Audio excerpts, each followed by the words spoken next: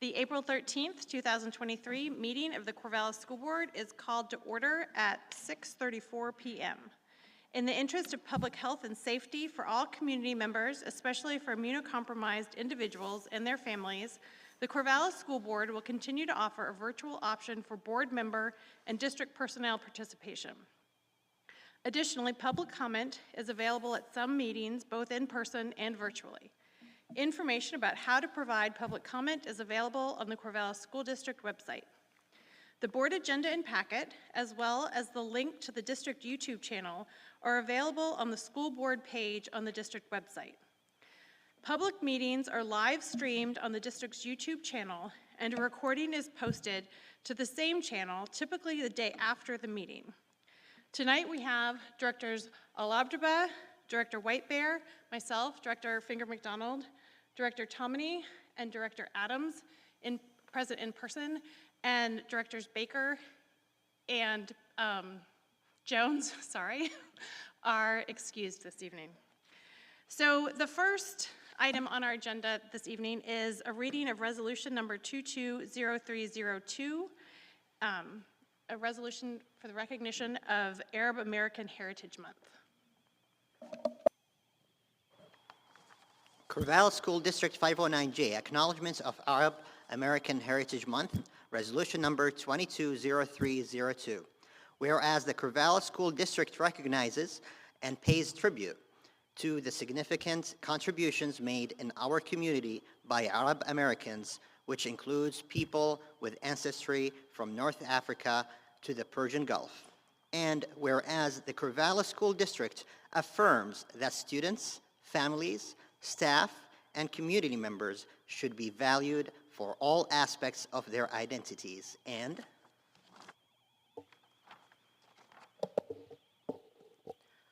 whereas Arab American Heritage Month grew out of local efforts in several school districts throughout the nation in the 1900s, and whereas Arab American Heritage Month has been proclaimed by several states since, and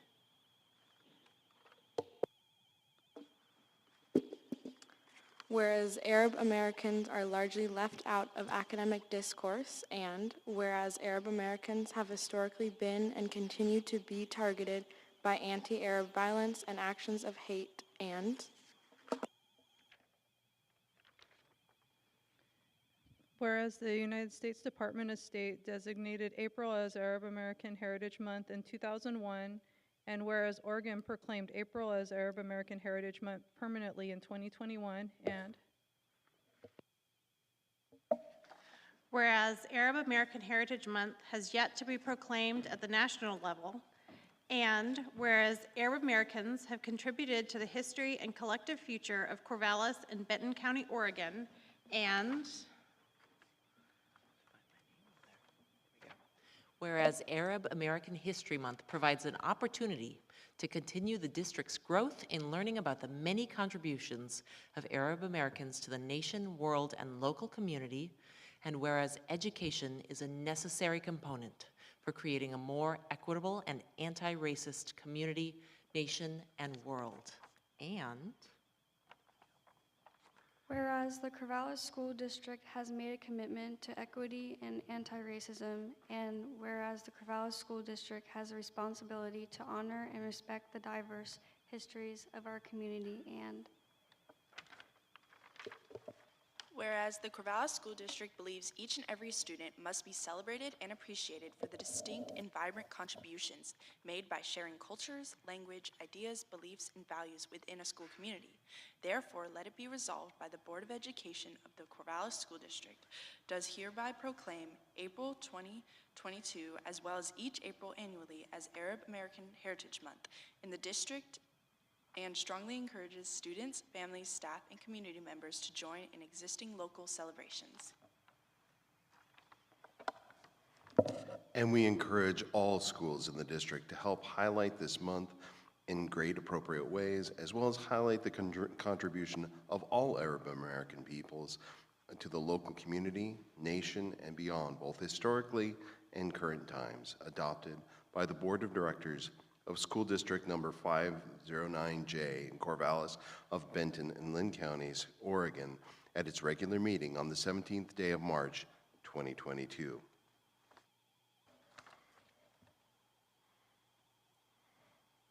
Thank you. So the next item on our agenda is the board member reports. Does anyone have anything they'd like to share this evening?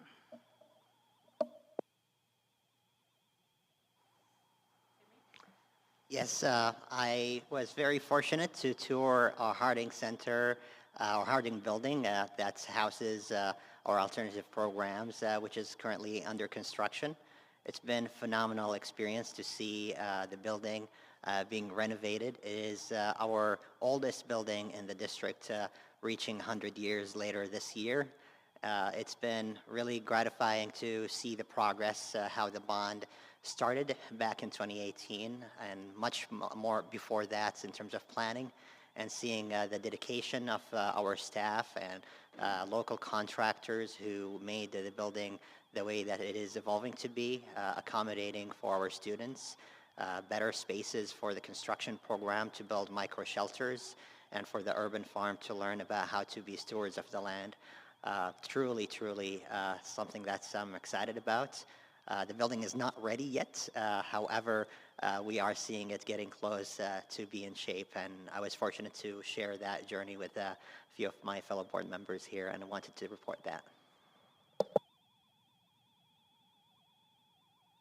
I'll just add that gratitude that Sammy shared, being able to go and tour the Harding Center in College Hill at the stage that it's in now, which is very much a construction site, but also at the point of what we heard was every day something new is appearing. There's more paint coming up on the walls, there is more infrastructure, being built, and the incredible care and attention was so apparent in going and speaking with the folks, district staff, as well as contractors who are involved, as well as community members and the Budget Oversight Committee who have been involved for quite a long time. We're talking about and recounting the number of community members who have given input to that building, and they were talking about numbers in the thousands of folks that they had heard feedback from, that they had culled that feedback, that they'd really spent time listening and looking at what do we do to create a building that really meets the needs of the communities and especially the students. And every detail as we were walked through the building in terms of even placement of bathrooms and thinking about this from a trauma-informed perspective, as well as classroom layout, as well as their new reception area and area where you'll be able to have lunch. And there was so much thoughtfulness and care that went into every single detail. It was really inspiring to see how well the community and student voice is being integrated into the construction process.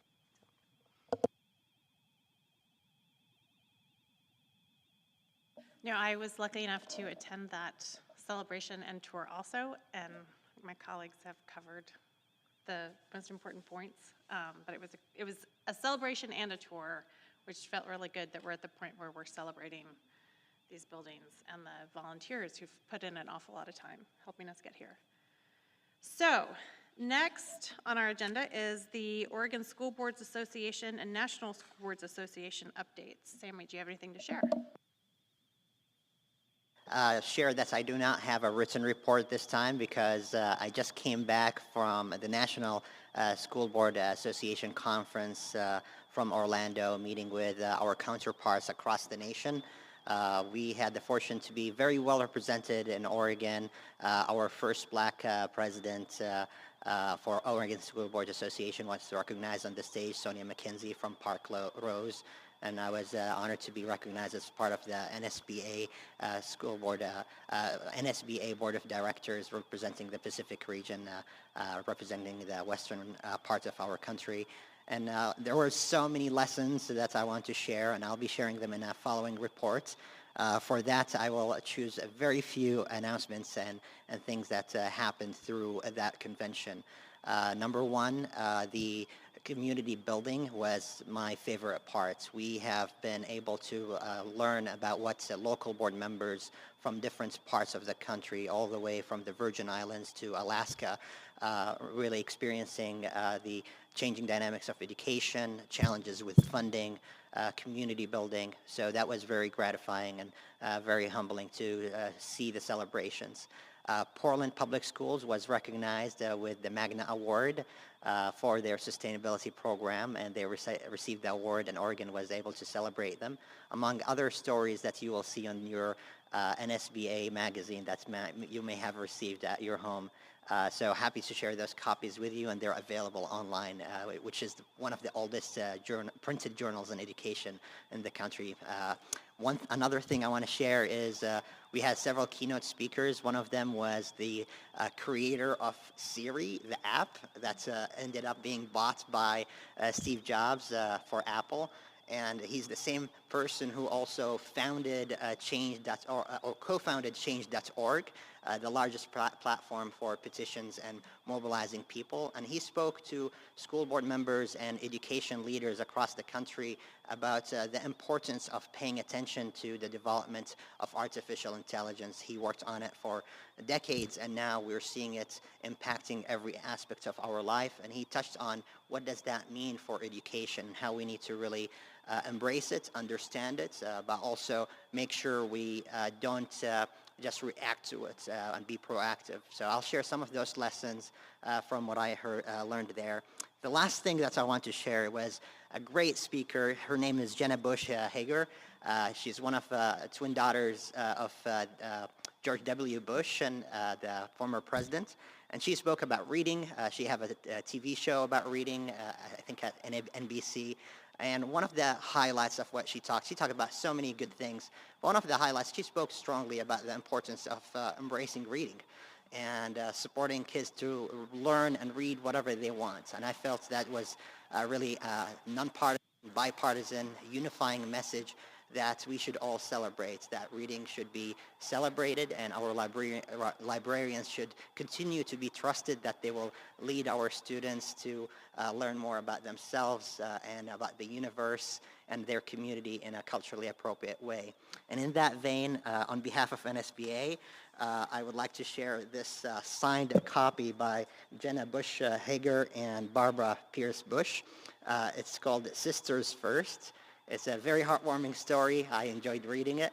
And with permission from staff, I would like to gift it to the school that's hosted our school board meetings throughout this year in Lincoln School. So I'll share it with my colleagues and with our attendees here. And with permission from Ryan, would love to gift it to Lincoln School. Great, thank you, Sammy. So the next item is our superintendent's report.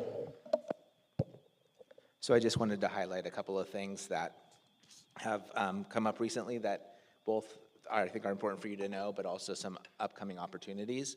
So the first one is to recognize the hiring we've done regarding principal openings in our district over the last several weeks. So for next year, the first one is Stephanie Seals. Stephanie is going to be the principal at Sheldon Middle School. She's coming to us from North Albany Middle School. Prior to working at North Albany as a principal, she was in Salem Kaiser and in Wichita school districts, always working at the middle level. So it was exciting to have her come and join our team. Also at Lincoln, this very building, we'll have a new principal next year, and that will be Chandra Smith. Some of you know Chandra because she was in the Corvallis School District for a portion of her career. Initially, when we were starting our dual language programs, she was a teacher, and then she continued to support our dual language work. And so she'll also be returning to us in the role of principal here at Lincoln. Greg Hyde, who is currently the vice principal at Linus Pauling, is going to be taking on the head principal role for next year. He's been in education for 29 years and has served prior to being at Linus Pauling. He was a biology teacher at Corvallis High School, so he has lots of secondary experience in his 29 years in education. And finally, Kalia Kidder is coming to us. She is right now in Human Resources in the Greater Albany Public Schools District Office. But before that, she was a principal at the Community of Peace Middle School and an assistant principal and dean of students at Hiawatha Academies, both in California before coming to Oregon. And she's bilingual in English and Spanish. So again, we've been able to bring on some really incredible staff members and new principals to our district. And so we're excited for, as we begin to plan for and think about transitioning to next year, what these people will bring to our schools and to our staffs and to our kids. So I feel really optimistic about our ability to bring in some incredible folks. I also wanted to let you know that this is one that I want you to have on your calendar, and I've mentioned it before, but at the new Benton County Calapooya building on April 20th at 4:30, they will have an event that's been sponsored by the foundation. So student artwork from across our district will be on display. They'll have a ribbon cutting because that evening from 6 to 7:30, they're also inviting community members to see those new spaces. But as a kickoff, they're going to be having our students' art on display. So if you can make it, it would be great to see you there. And so again, that's April 20th, 4:30 at the Benton County Calapooya building. Another highlight is our CEV robotics team. They just competed at the regional level. And Charlotte may be talking about that in just a moment. So I stole her thunder, but she does that to me sometimes too. So they placed in the region. They were third in our region and going on to nationals. So they're headed to Texas for the national competition of FIRST Robotics. And then I also wanted to share that we are at the end of our Golden Apple Award season, and we have a video that we'd like to share with you recognizing staff who have been recognized with Golden Apples. Again, that's in connection between the work of the foundation, the Pastega family, and the school district. So we have a video that we're going to share.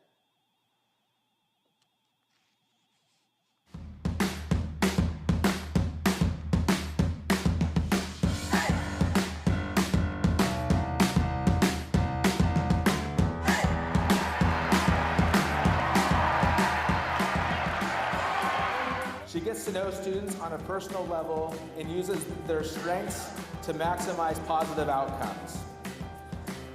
Her work as a special education teacher, case manager, colleague, and student and family advocate epitomizes what the Golden Apple stands for. The 2023 Golden Apple recipient from CHS is Leanne Russell.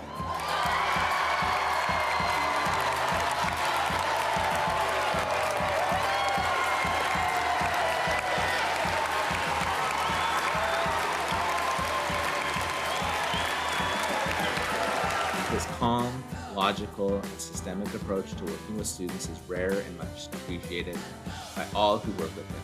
He has a willingness to be an exemplary model of teamwork, community, and shared listening, both for students and colleagues. And then finally, a staff member wrote, "There are incredible teachers throughout the Corvallis School District, but I am nominating David Abrams as the Golden Apple Award winner."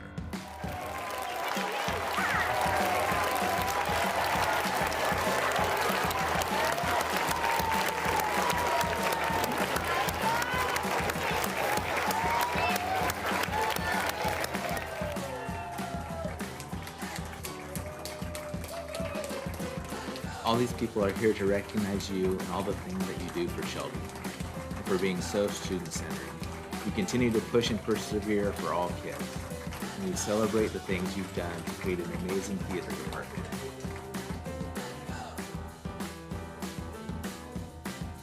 As our students are preparing to transition into the real world, she is an incredible person to have in their corner. She regularly has students who stay beyond the school day to wrestle through challenging math content and celebrate success. She is a marvel. Jenny Smith.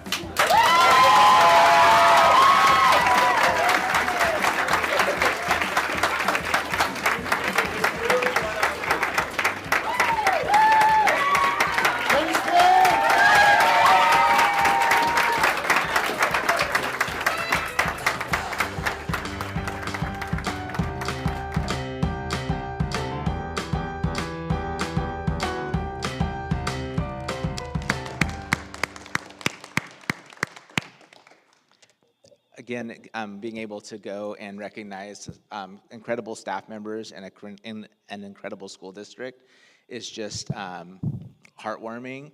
The last picture was of Jenny with her 2 sons who flew in to surprise her and then had to fly out that night back to work. But they came because those are the kinds of things that Golden Apples mean for folks, and how the work of the foundation to continue to make that an option for our school district to recognize our staff is just phenomenal. And so I'm glad we were able to share that tonight, a night when members of the foundation are here with us. So I appreciate the opportunity to be able to be a part of that. The opportunity to recognize Leanne Russell at an event where students with disabilities are participating in basketball, and the whole school is there to cheer them on, and in the midst of that, to have Leanne come up and be recognized. Again, it is just special, and I know that it's things that these staff members will remember throughout their careers. Today I was at Corvallis High School, and we have a staff member who's been out and just completed chemotherapy, their last round of chemotherapy, and they drove by the front of the school, and Leanne was out there and with her golden apple, which is a bell, and she was ringing her bell in support of a colleague. So again, those are the kinds of stories and the kinds of things that happen as a result of the golden apple. So again, thank you for doing that for us. I had a couple of other topics, but I think based on, that's just a great one to end with. So I'll make sure to send out the others in an email, but I really wanted to actually end with the golden apple. We weren't sure we were going to have the video in time. Otherwise, I would have put it right at the end because it's a great closer. But again, it's just it's heartwarming. Thank you, Ryan. So the next thing we have on our agenda is our reports from our student representatives. So Charlotte from Crescent Valley, would you like to start? Okay, so quarter 3 is ending, I believe, this week, and so we have our last quarter, which means AP testing is around, so that's kind of the big theme for many of the upperclassmen at CV. But amidst all of that studying, there are a number of bake sales and flowergrams that are like just very fun things to have around that are all raising money for various clubs and charities around CV. And we actually have a Spring Fling, which is our spring dance, happening next week. And I did want to tell you about an event. It's still a ways away, but I just want to make sure you guys had it on your calendar. So SAFE is hosting a MMIW2S 5K, which stands for Missing and Murdered Indigenous Women and Two-Spirit People. We're raising money for this cause, obviously because it is so important, and we recently had a mural with land acknowledgement established at CV, so it's also couples as a mural celebration, and we just want it to be a community event. Registration will be sent out soon, so if you want to run or maybe walk, we would love to have you. And there's food, art, and music, and this will be happening on May 13th. More details to come. And then for sports and clubs, as Ryan mentioned, the robotics team is headed to Houston, and I believe it's actually for Worlds. Yep. Yes, and so that is very exciting, and so cheering them on.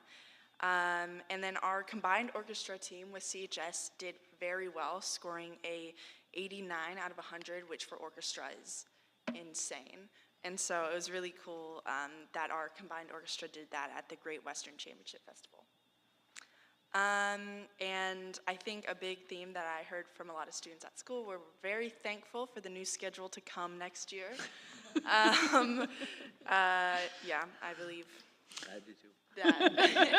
That's all that needs to be said. And I just wanted to inform the board members and the superintendent that Zoe and I are currently working on a year-long project to just help bring more authentic student voices to just to your knowledge, because I feel like sometimes they're not always heard, and I think that's really important. So we're still in the early stages, but we'll keep you posted. Great. Thank you.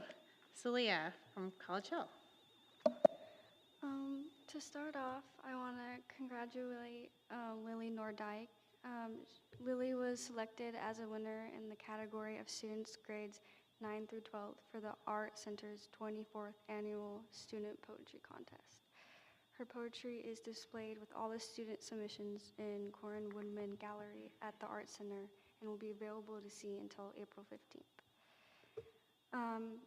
And this year's digital storytelling, students will share their films with the community at our annual film festival, scheduled for May 23rd from 6 to 9 p.m. It will be a night to remember. Please mark your calendars. May 23rd from 6 to 9 p.m. Trying to get people to go to, more College Hill events. And I'm also a part of participating that. I'm in that digital storytelling class, so I have a story to share, I guess. But, and I also was gonna talk about Jenny, how she got the Golden Apple Award. She's my favorite teacher at College Hill. I've struggled really hard with math, and I've never done good with math ever until last year. She's the only person I work with math, and today actually I did my knowledge check and I finally got all of them right, and she was by my side, so yeah. So I love her so much, and I'm really glad that she got that word. She really deserved it. But yeah, that's it.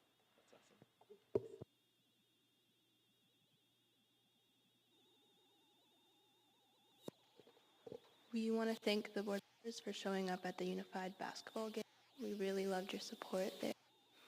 Tomorrow we have our blood drive event, and all our donation slots are actually filled. So we have all 71 donors, along with I think 10 students on the standby list as well. So it'll be a pretty busy event. Our talent show auditions ended last week, and they went smoothly, and our show will be on May 19th. The show is open up to the community, and tickets will be $10 at the door, but if you have a student at CHS, then they can buy your ticket for $5. And then we're also aiming to have art displays during intermission, which will include metals, woods, jewelry, ceramics, and drawing and painting projects from the students. And then spring sports have begun, and they're going well. On the topic of sports, we're also having a dodgeball tournament, which I believe is supposed to start next week, and there will just be games in the gym at lunch.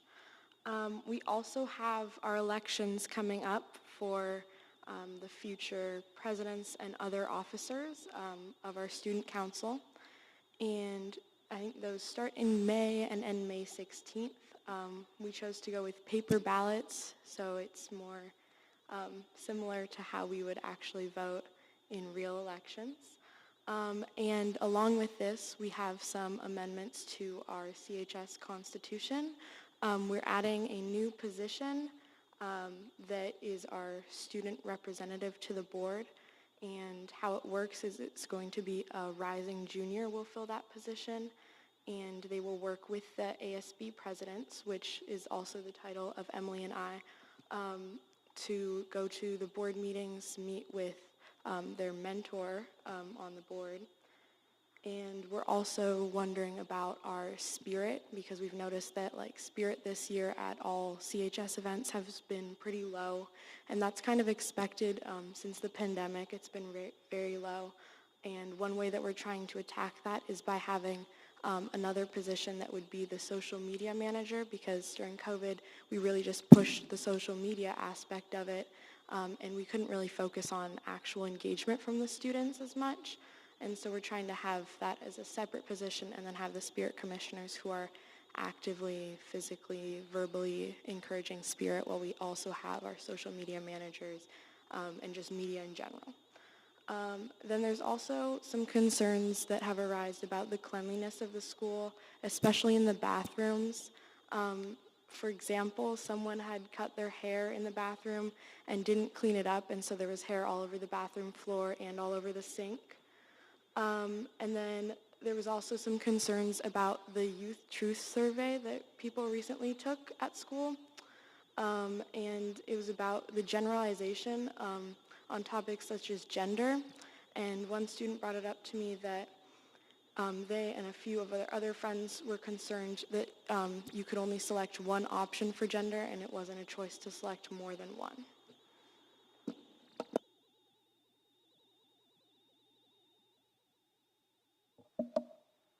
thanks for that feedback.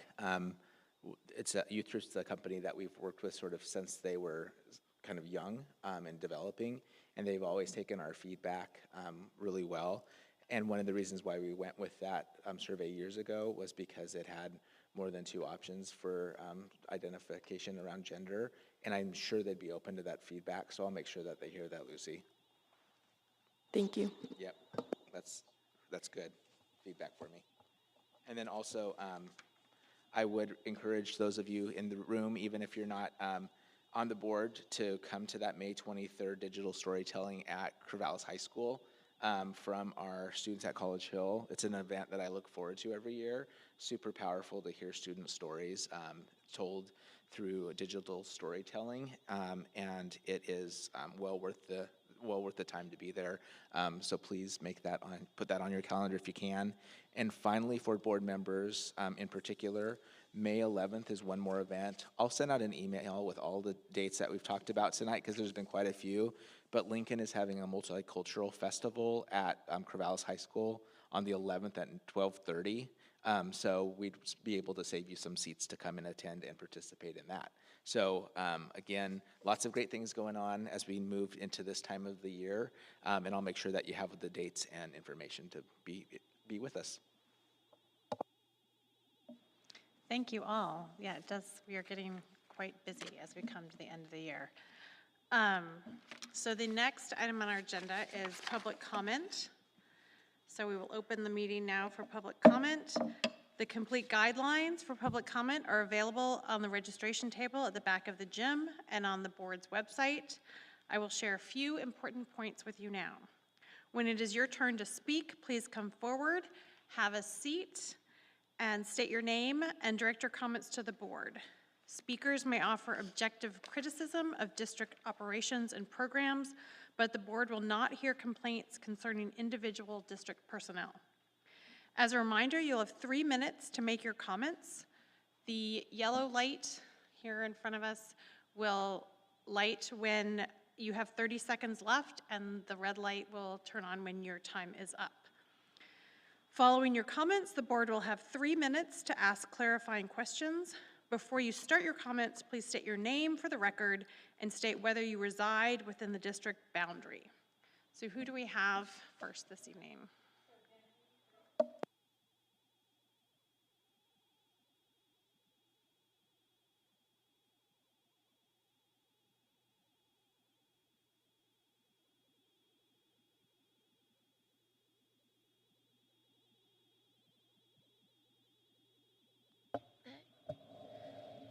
Like that? No. Okay, first of all, I want to say that I don't know if you mentioned it, Charlotte, but the speech and debate for CB and CHS, this is their second going to nationals. Yeah, so my name is Genevieve. Rach. Okay. So today I stand here in solidarity with the teachers. The teachers that we have right now in the district are excellent. They go beyond their pay grade, their duty as teachers, and really go out of their way for the betterment of our students, from going to lacrosse games to support their students, to buying lunches and beyond what teachers should normally have to do. But we're going to lose them because the district is failing them and not supporting them. Too much, and putting too much on their shoulders and clipping their wings on being able to do what they need to do in their classrooms. Teachers have burnout. They have burnout from COVID. They have been given the worst schedule in the high schools this year to deal with after COVID. And our teachers do not feel safe in the classrooms right now in high schools, in middle school. We've seen in LP teachers walking out of the school where the district has said that we're going to give the teachers, we will solve this problem by giving the teachers more training. This is not going to solve the problem. Teachers are already trained to their best abilities. Furthermore, our students are not feeling safe in the schools, high schools and middle schools, because of lack of consequences. I can give you a personal thing. My daughter, who's now a freshman in college, she was on CV campus when a boy had a gun that looked like a gun. My daughter does not know what guns look like. Sticking out of the window, shooting people. He got no consequences for having a gun on school property in this period in the United States when we have so much gun violence on schools. This should have seen consequences. This boy got off scot-free. When I asked my daughter said to me she didn't bother to tell because she knows the school will not do anything. So therefore, my main thing is we are going to lose teachers. We have great teachers. Don't lose the teachers that we have. Thank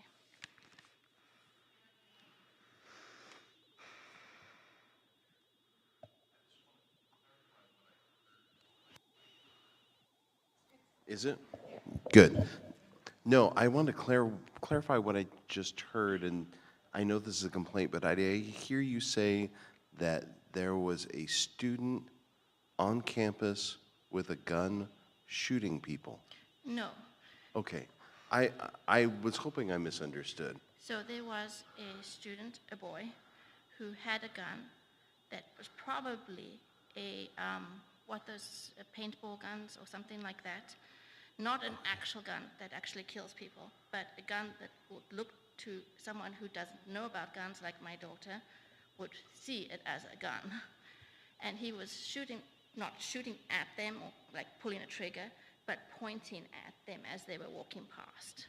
The school day, the bell had already rung, and it was in the parking lot at CV. Okay. Thank you for clarifying.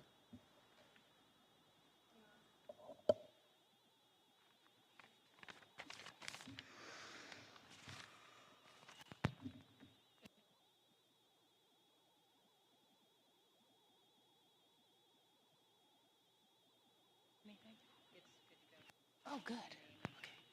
Hi, I'm Amy Viramontes. I am a special education teacher at Crescent Valley High School, and I'm here today with some colleagues of mine from Bessie Coleman, and we came tonight to share our support with the Corvallis Education Association and the work they do for our students and teachers. We know that in order for our successes with CSD to continue, such as a 92% graduation rate at CV in our special education department, our district and governing board need to prioritize the well-being of our educators and provide them with the resources they need to succeed in the classroom. This means hiring more teachers to reduce class sizes, hiring more mental health specialists and behavior support to help students in crisis. As a special educator, I'm not trained in those areas, and we're seeing more and more kids come up with mental health needs that we're at a loss. We're not sure what to do for them. And we would like to see increased compensation to attract and retain the best teachers. We hope to work together to support our teachers and ensure that they have the tools and resources they need to provide the best possible education to our students. Thank you. Oh. Yeah. Thank you, Amy, very much for sharing your testimony, and just want to make sure I heard you well, that your understanding of where the district is at right now is we need to hire more teachers, we need to hire more mental health specialists, and increase compensation. Did I hear you right? Yes. Okay, thank you.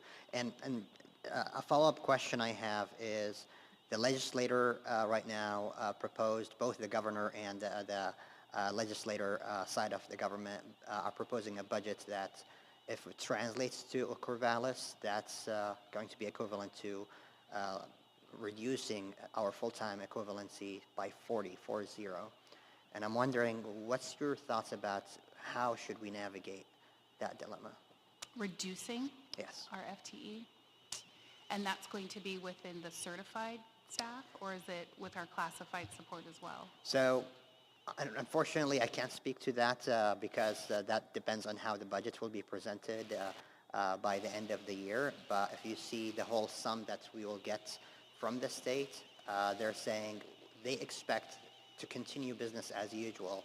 They're going to give us amount of money, and the way it translates to Corvallis, it's less money by 40 FTE on average. Are you asking for, because I could see the two things in the question. One is, are there points that you would want Amy to share that you could use in terms of advocacy to keep that number moving up to what is more realistic for our school district to be successful? Or are you asking for her to identify areas where we would want to make reductions? I think you're asking the first thing. Definitely the first thing, because I don't want to put the burden on where should we cut on you. That should be on us, on the legislator, frankly. So thank you. So definitely that's my question.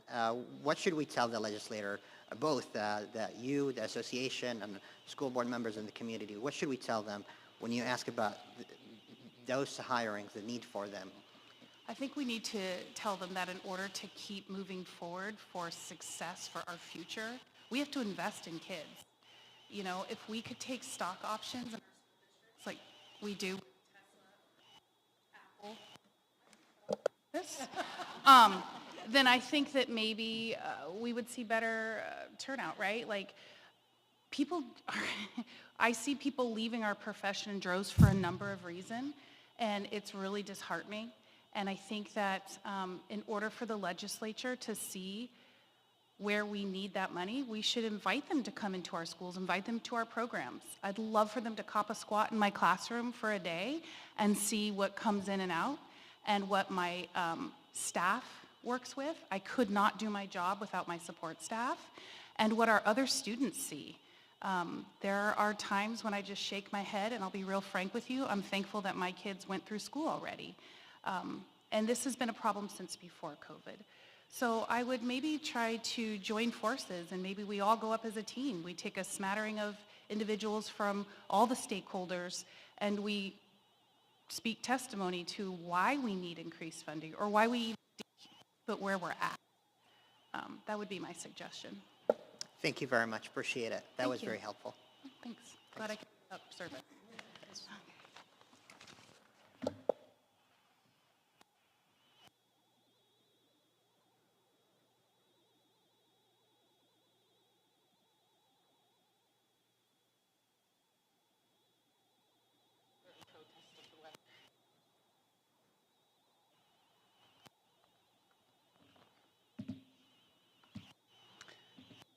Hi, I'm Mandy Hunter.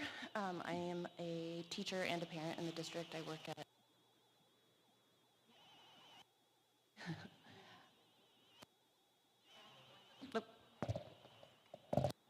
Better?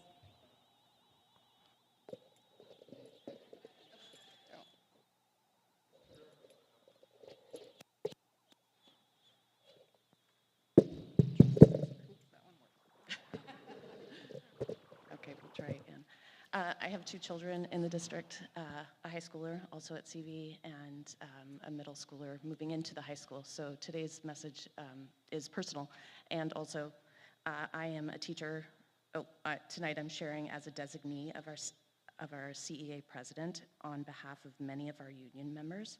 We have some concerns about the calendar that have been shared with the community, specifically around the start of school for our newest students at each building and having enough time to provide accurate and meaningful information to parents and families around conferences.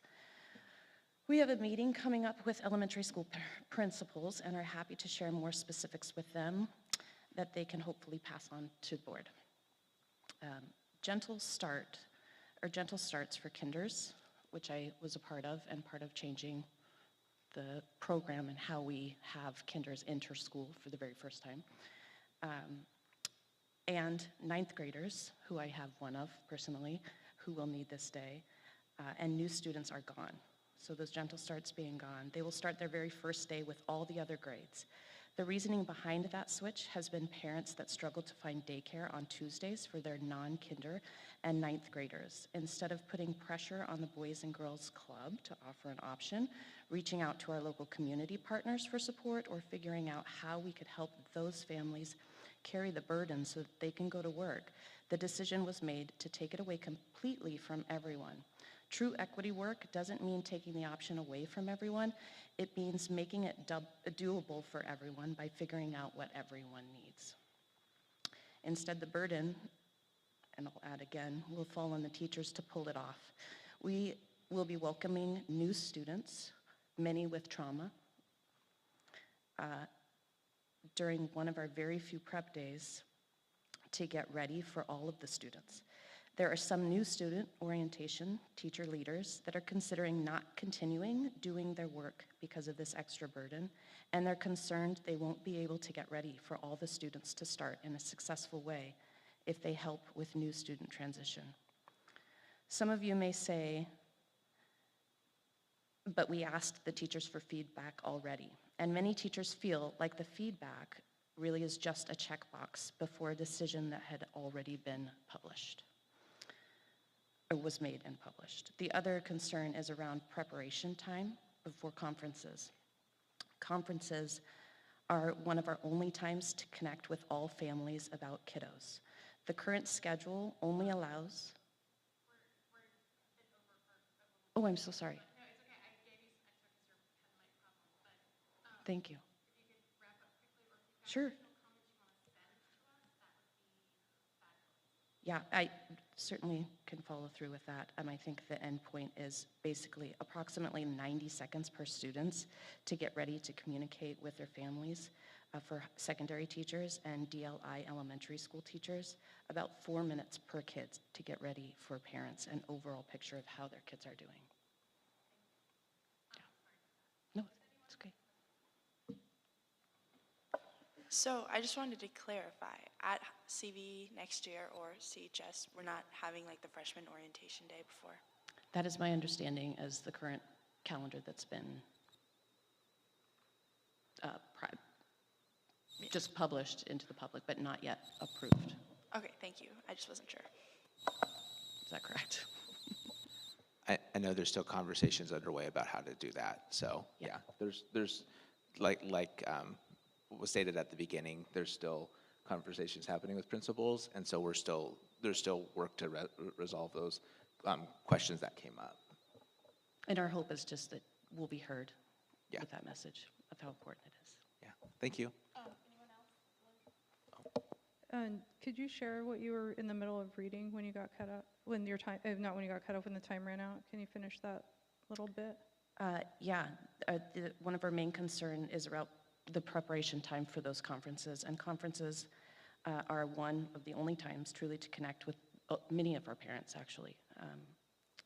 The current schedule only allows half a day for prep for all the students on our caseload.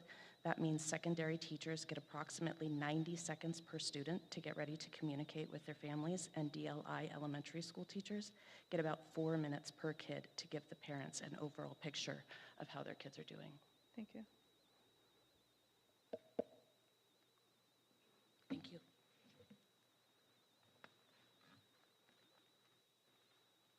Jill James?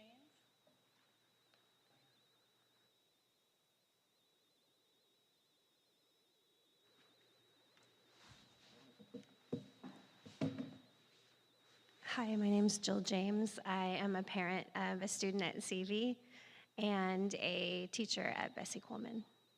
I wanted to speak to the district's inclusion model. While I would say that for the most part, every teacher believes in inclusive practices and wants their classroom to be open to every single child that could possibly have the opportunity to come to Corvallis and be in that grade level.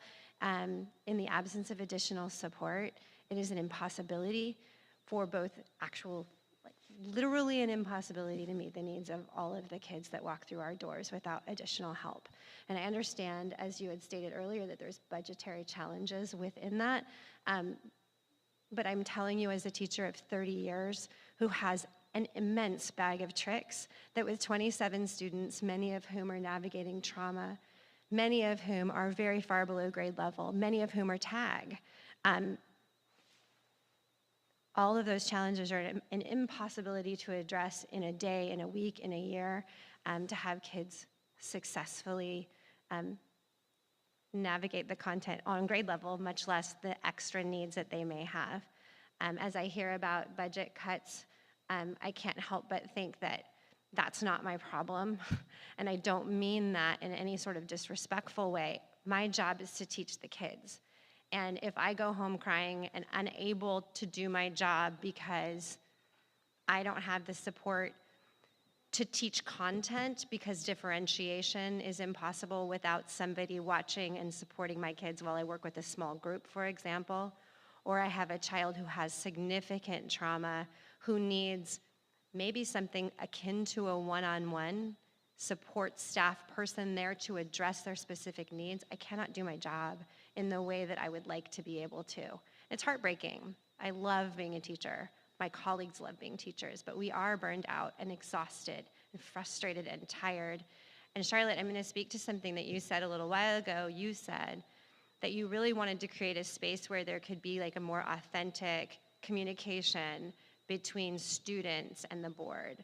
And what I want, union aside, is for there to be a space for teachers and the board to have honest communication in the absence of it doesn't have to be formal, but there has to be a space for heartfelt feedback. And right now I feel like there's an absence or a disconnect and an ability to walk a mile in my shoes, a minute in my shoes, and know how hard it is and how earnestly I want to be successful for these kids. So thank you.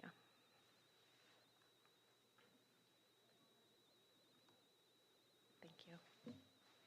Oh, sorry. Do you have any ideas on ways that we can have better communication with y'all, to hear y'all, without it being like where we're going to end up hearing complaints, which we can't hear, but outside of the process, but to hear feedback from y'all? I mean, I think it's tricky because I would say even within buildings, it's tricky to sometimes find a way to have authentic feedback without it being a complaint. I wonder if there could be a way where there's a survey or asking people what the challenges are, asking for candid feedback that maybe isn't in this space, but somebody can go through it and say, wow, I'm really seeing thematically that teachers are really asking for and needing and demand. And let's be clear, complaints often come from a place of an unmet need. It's not as if the complaint itself is void of purpose. It's just that maybe it's not coming out and being framed in the right way. So how could we create a space for feedback? And I want so badly for the side conversations to stop and for people like me to feel like we're being heard, but we don't know who to go to. So I'm here. And I'm hopeful, and I would happily partner with any of you if you had an idea and how to make the future of education more transparent and have less of a divide and more of a connection. And for many people who used to be educators in the classroom and are now in administration to understand still what it's like. Don't forget what it's like, because it's really, really hard. And it's hard to wake up and have it be difficult to go to a job I've loved for 30 years because the needs are so great that I know I'm going to fail. It's disheartening, and I very rarely thought about what else I could do, but these last couple of years I've thought, what else could I nothing, by the way, this is it. So if we could work together, and it's not that I don't want to do anything else. I would love to partner with any of you and find a way to create a space for authentic feedback that's not rooted in complaints. Thank you, I appreciate that. And I mean the formal complaint thing, right? It is a barrier, and we understand that, to be able to hear some of the needs. So we do need to find ways to communicate and hear from y'all in ways that aren't going to land like in that way, so that way we can hear. So I appreciate you sharing with us. Thank you. I will say one thing, which is that I think that we are brilliant as educators, and we can come up with great ideas. We just need to be a part of the conversation, and that would mean a lot to a lot of people. Thank you.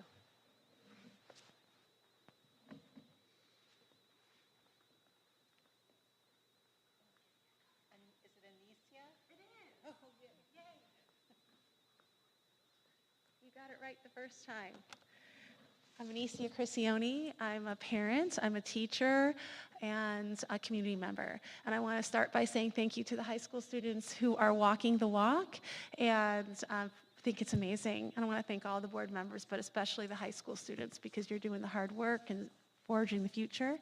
I want to speak quickly to what Genevieve said. She was the first speaker. I was actually on the campus of CV, and I did see students. I think it was a paint gun or a Nerf gun shooting. This was probably a different day because I was at lunchtime picking up my child.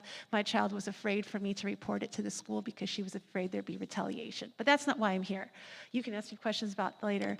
In our district, after a teacher teaches 17 years, they do not earn more money. I have the pay scale I'd like to submit for anyone who wants to look at that. I was shocked. shocked when I looked at it yesterday because I've always been teaching, not really looking at my paycheck, although recently it has been really hard for me to make ends meet. Both my husband and I have taught in this district for 25 or more years. We've had 0 pay increases in our district, not even meeting the COLA. We continue to make less money the longer we teach, and we love our jobs. We're just like Jill. We want to be here for the long run. Our board is one of the best in the state, I imagine, in the country, and I want to thank you all for your hard work and your thoughtfulness. I'm proud to be part of this district. I voted for you all, and I believe that you are all able to find ways to take care of your veteran teachers. I was thinking back to our teachers who are at Bessie Coleman Elementary, where I teach, in grades 3, 4, 5. 2 of the 7 teachers, that's 28.5%, actually live in Corvallis. The longer we teach, we lose money. Veteran teachers are not being fairly compensated. I talked to my husband's intern teacher who was looking at working in Portland, starting out making $45,000 to $51,000 a year, which is similar to what Corvallis starts at. In Washington, she'll make $60,000. Once she has a bachelor plus 90, she'll make $68,000, and in 10 years, she'll make more than we make, $95,000 or more. $95,000 or more.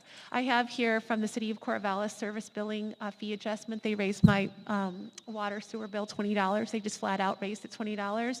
I have here, and this is all for you all, CPI, Consumer Power, has done the same thing. So every month I have more I have to pay. I also have pulled from the U.S. Bureau of Labor Statistics. It said 8.3% increase in the cost of food, which is what I tend to spend my money on, is feeding my family. I still have kids that I am feeding, and myself and my husband. It's just impossible. I have to use my credit card to pay for things, even like my taxes. I coached for CV swim team. I taught summer school. I can't do it. Like, it's crazy. So I'm hoping you look at all this information I pulled for you.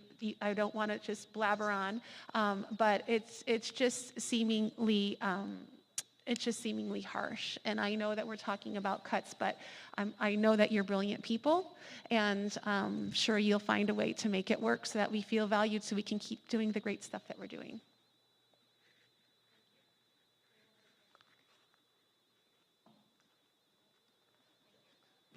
Just a request, as you mentioned, if you could hand it to Kim or send a scan to the board. I'm happy at to give it to you Corvallis. today. I've already made copies for myself. Thank you so much, and so we can see it electronically. Appreciate that. Thank you.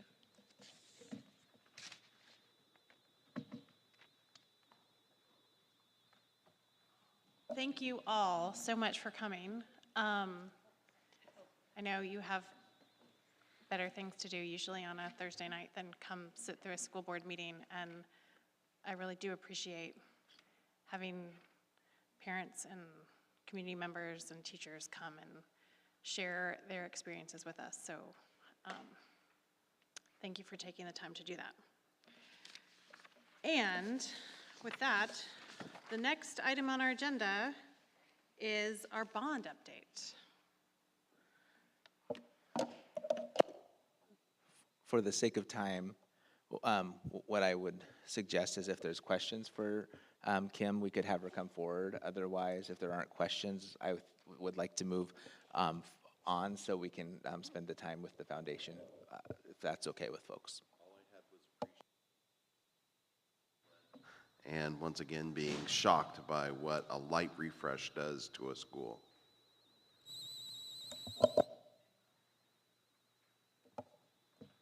We are planning to have in the fall a 100th anniversary celebration of Franklin, because that will be 100 years, 1923 to 2023. So one other thing to put in your calendar, but not till the fall.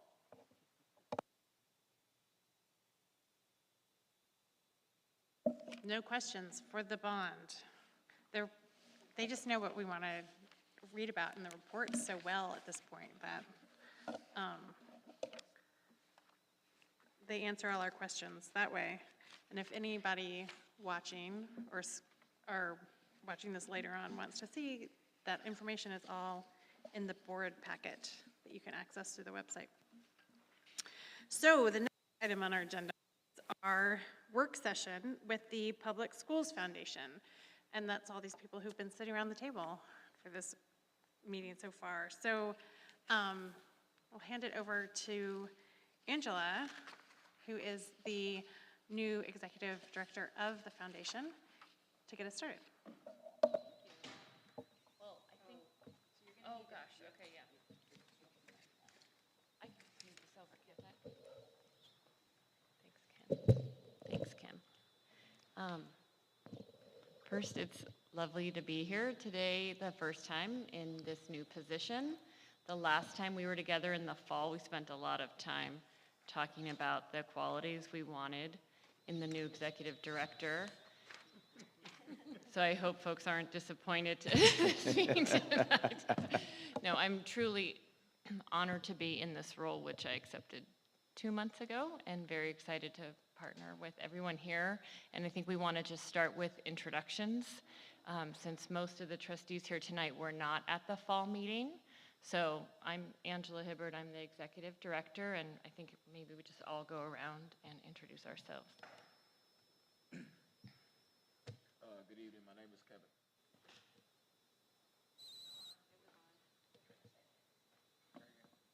Hello, hello, hello, hello.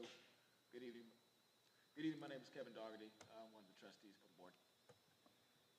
My name is Rick Wallace. I'm also a trustee. Mike Green, also a trustee. Wanda Harp, a trustee. And I'm Leslie Hammond, a trustee. And I'm Gretchen Morris, a longtime supporter of the foundation and a trustee. Vince Adams, Corvallis School Board. Charlotte Patel's Crescent Valley representative. Celia Frazier, College Hill representative. Shauna Tomini, my pronouns are she, her, and I'm also a member of the school board and a parent in the district. Ryan Oss, the superintendent. Sarah Finger McDonald, school board member. Lu Hui White Bear, I'm a school board member and co-vice chair with Shauna. I'm Lucy Brown. I'm a CHS student representative. I'm Emily Matsuba, and I'm a CHS student representative. Sami Aladrobo, school board member. Melissa Harder, school, what am I? Assistant superintendent. I know, I felt like it. Emily Barton, trustee. Salam Zahabi, trustee.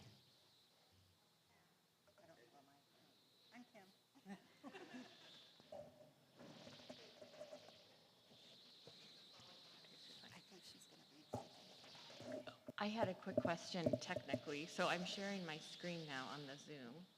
Does that mean people can see? Yep. Oh, look at that. Okay, great.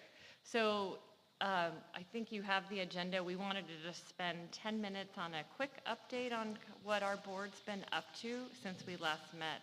And then we have kind of a group discussion. So I'm going to let our board kind of introduce that.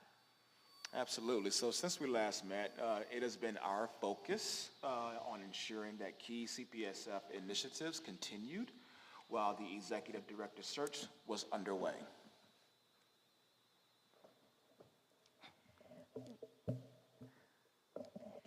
We funded close to $85,000 in Imagine grants this fall, our largest grant cycle to date. We just announced more than $20,000 in student-driven EA grants. And we are currently working with Ryan's team to ensure adequate funding for summer programs. As most of you know, we hosted the 8th annual Hands Across Corvallis on February 2nd. It was wonderful to be able to gather in person for the first time in 3 years, and we're really happy to report that we not just met but exceeded our goal of $100,000 raised through that event. I'd really like to thank all of you who were able to attend and to thank Ryan for his very effective and positive contribution. While carrying out these key CPSF initiatives, we conducted an extensive national search for our next executive director of the Corvallis Public School Foundation. And yes, we are thrilled to report that Angela Hibbard accepted the position, and she began as our permanent executive director on January 23rd. Her first couple weeks, that's loud, she was pretty busy meeting with people in the community, Corvallis School District staff, donors, doing introductions, also looking at possible staffing needs as well. And then actually there's one opening that she's leading, trying to find a replacement for Kim Holmes. So that is ongoing. We've thought it was time that we gathered and regrouped, so our board met with Ryan and Sarah in March for a half-day session. Because of the impact of the changes in the past few years, not to mention, well, as an example, the pandemic pivots and the search for the new executive director, we benefited from reviewing and refocusing on establishing or reestablishing our friendships. After all, we, like you, had been Zooming together rather than in person for 2 years plus. So we benefited from reestablishing our board relationships with each other and on reviewing the foundation and its mission. One of the highlights was simply spending time together and exploring our shared passion for supporting our students, as well as watching Ryan act out a really convincing Uber driver. But we also had a robust discussion about the roles of governance versus management and the CPSF and the CSD leadership. We reviewed highlights from our strategic plan and began to prep for the next stage of strategic planning. So our discussion was grounded in a review of our mission, vision, and priorities that guide our work.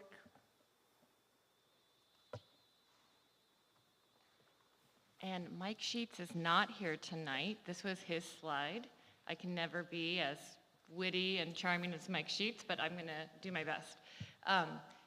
In that retreat, in looking at our strategic plan that's guided our work for the last few years and reviewing the 3 goals that have been guiding the organization and what's been achieved over the last 3 years, one thing that continued to come up and was really clear was a closer alignment between these 2 organizations.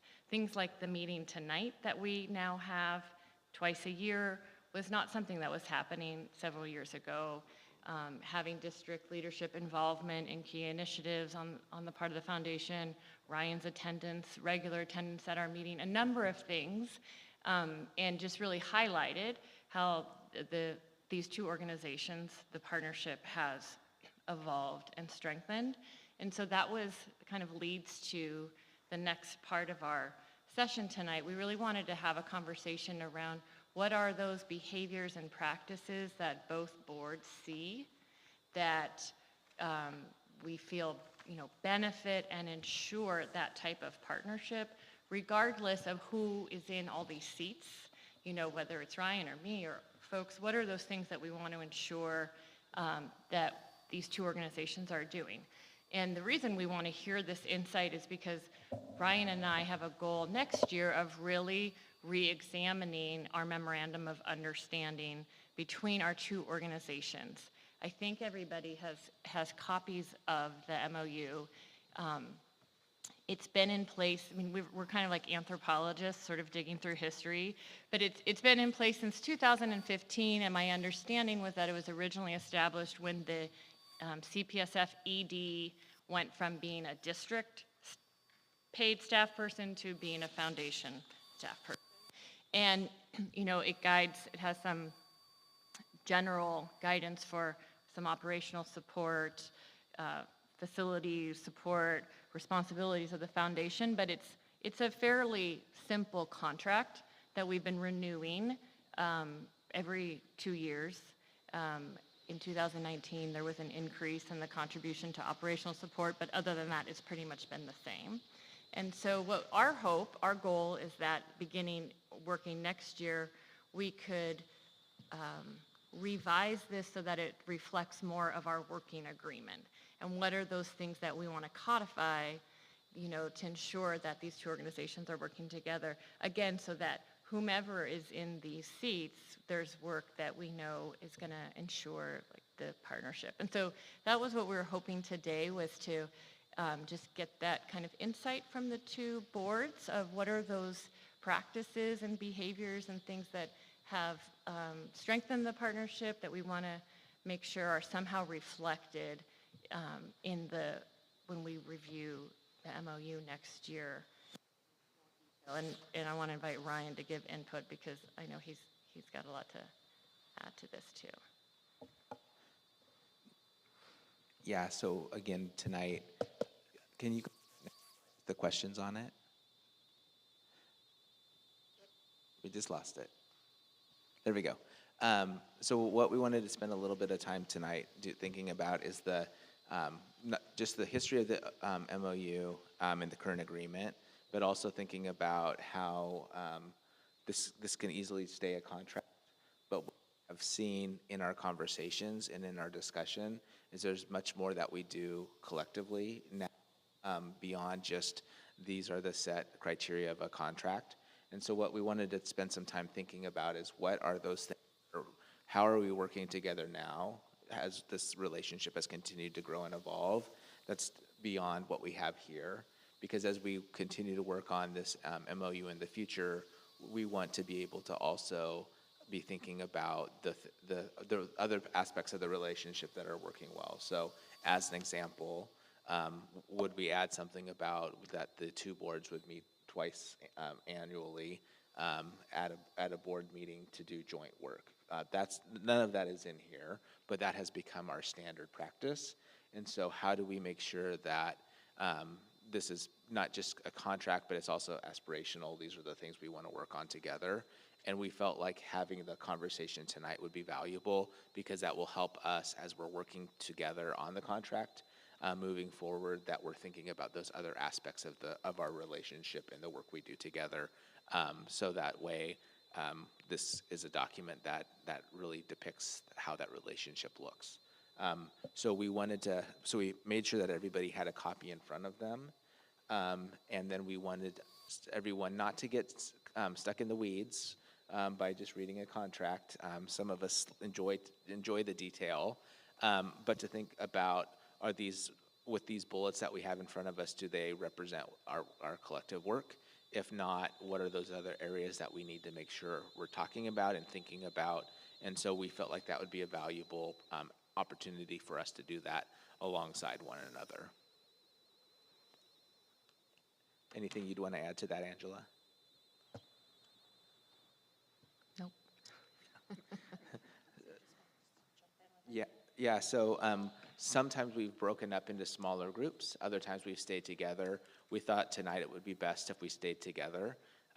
So I'm going to give everyone a minute or two just to look through this document if you haven't had a chance to look at it in advance of this evening. And then once we've had a chance to do that, then we'll start to share out these are some of those attributes and working agreements that we want to make sure to bring forward. So I'll give everyone a couple minutes.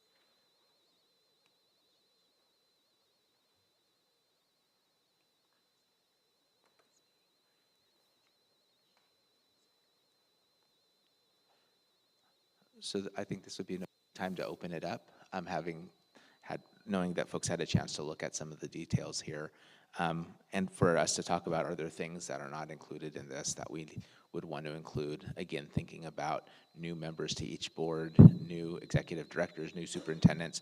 How do we make sure that the work that we've been doing together continues to move forward?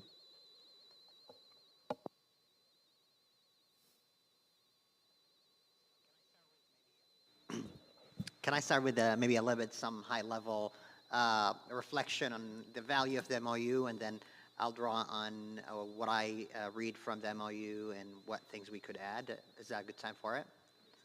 So the first thing I want to share, and I looked at the MOU back when I was a chair, and I think it's one of the strengths of this collaboration between the district and the foundation. It's helped really the foundation to start at a point of strength and alignment with the district, where it's empowered the foundation to ensure the highest yield from each and every dollar donated from the community and from grantors to go to its intended use. So I just want to celebrate the value of the district support with those foundational help that gets you from a point of strength.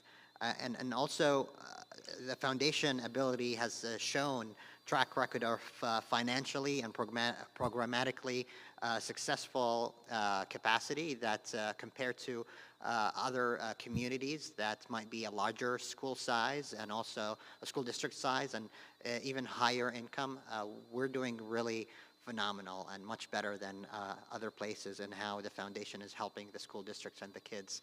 And that's a really testimony not only about the MOU itself, but the leadership of the board, the foundation board and staff, of course, and school district partnership. So from that point, I want to say I really agree with the stipulations of the MOU that they empowered the foundation to do what it did, and we should continue that practice of the elements that I see there. And I appreciate bringing that to the board or to this discussion. Other things that I think we could do, and Ryan, you highlighted that, proposing that we capture some of the good practices and traditions that we have it right now, including the biannual meetups and the intention behind the biannual meetups, and maybe with the high level of why we do that. So it shows our commitment. So if new faces in 2, 5, 10 years, they can see the intentionality behind the traditions and activities that we do right now. Also, a few things I think we need to do is maybe draw, well, one thing I want to add is drawing a high-level understanding of the common direction both the board and the foundation are headed toward. So maybe a very high level, similar to Mike Sheets' slide, on where the foundation and where the district work is geared toward and how we are working together on a high level to have alignment on supporting the foundation to have a stronger voice and impact in the community and with the donors and with our school teachers and students from one side, and how we can support that and how you can support the board in achieving its strategic goals. I believe highlighting that at a very high level, not by being any prescriptive, would be very valuable.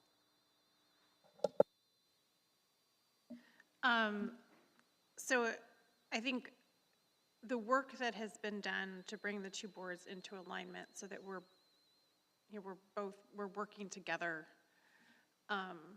to meet, not the exact same goals, but to be headed in the same direction, I think is really important. And capturing that in this, I think, sort of explains the role of the Corvallis Public Schools Foundation more than, this feels very dry. And I don't feel like this is a dry organization. It talks about matching educational needs, but the foundation does way more than just meet educational needs. It really supports students and families in ways that make learning possible. So I think that sort of essential role should be captured. And in addition to the 2 meetings we have together each year, the work between the executive director and school district administration, so that you really both sides of this relationship know what's going on in the other's organization. You have things like the board liaison. maybe we should consider some way to, in our new member orientation, whether it's a new board member for the school board or for your board, include some information about the other board. And this is how we're different. I mean, that's sort of what we went through at the retreat. What are the purposes of these two boards? What roles do we play? What is our lane versus their lane, and how do we work together to make sure those lanes are headed in the same direction? Just right now, Kim is working on updating the onboarding materials for new school board members. And so I looked at her as you were sharing that idea, because that makes a lot of sense for her to be thinking about right now as she's thinking about that onboarding process.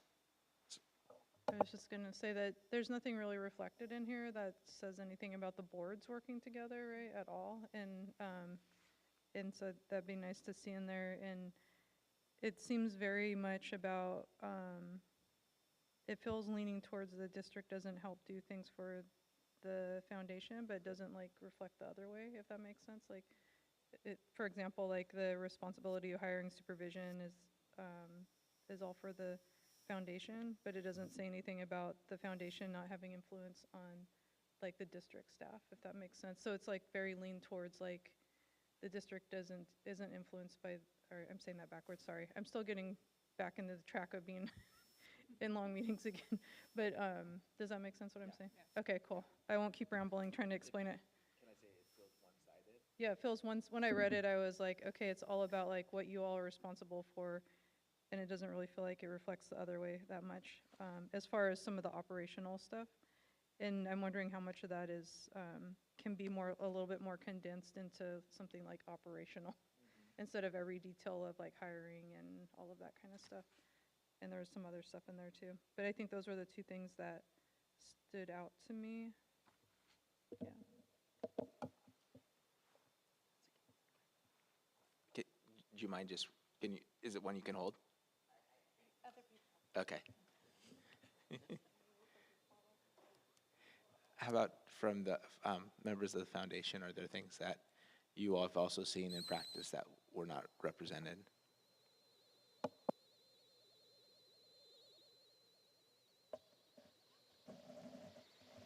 There's something that I noticed, and I'm not sure it belongs in an MOU, but I'll just call it out. I do really appreciate the presence of Ryan, the superintendent, and Sarah, our board liaison, at the meetings. I don't know if that's appropriate to put in, but it really helps guide our work. Yeah.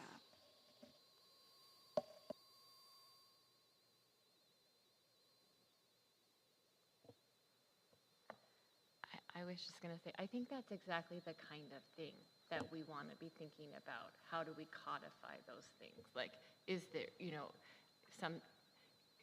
some minimum requirement of the ED and the superintendent meeting? Right now we meet typically monthly, but sometimes that might not be realistic. But what kind of commitment do we want to make between both organizations and commitment between the board? So I think that's exactly the kind of thing we want to hear and think about how we build in.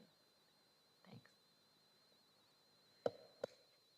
Well, I wonder if, just building off of those ideas that came from Emily, thinking about the idea of a working agreement between the boards, and maybe that mention is what goes into the MOU in terms of annually developing or reviewing a working agreement between the boards, because it seems like a working agreement, the kinds of things we might see there around communication, how often the boards are meeting together, it seems like that might be the space where those things fit, and it feels like that's also what is being asked about here in terms of how are we really authentically and meaningfully communicating, working together.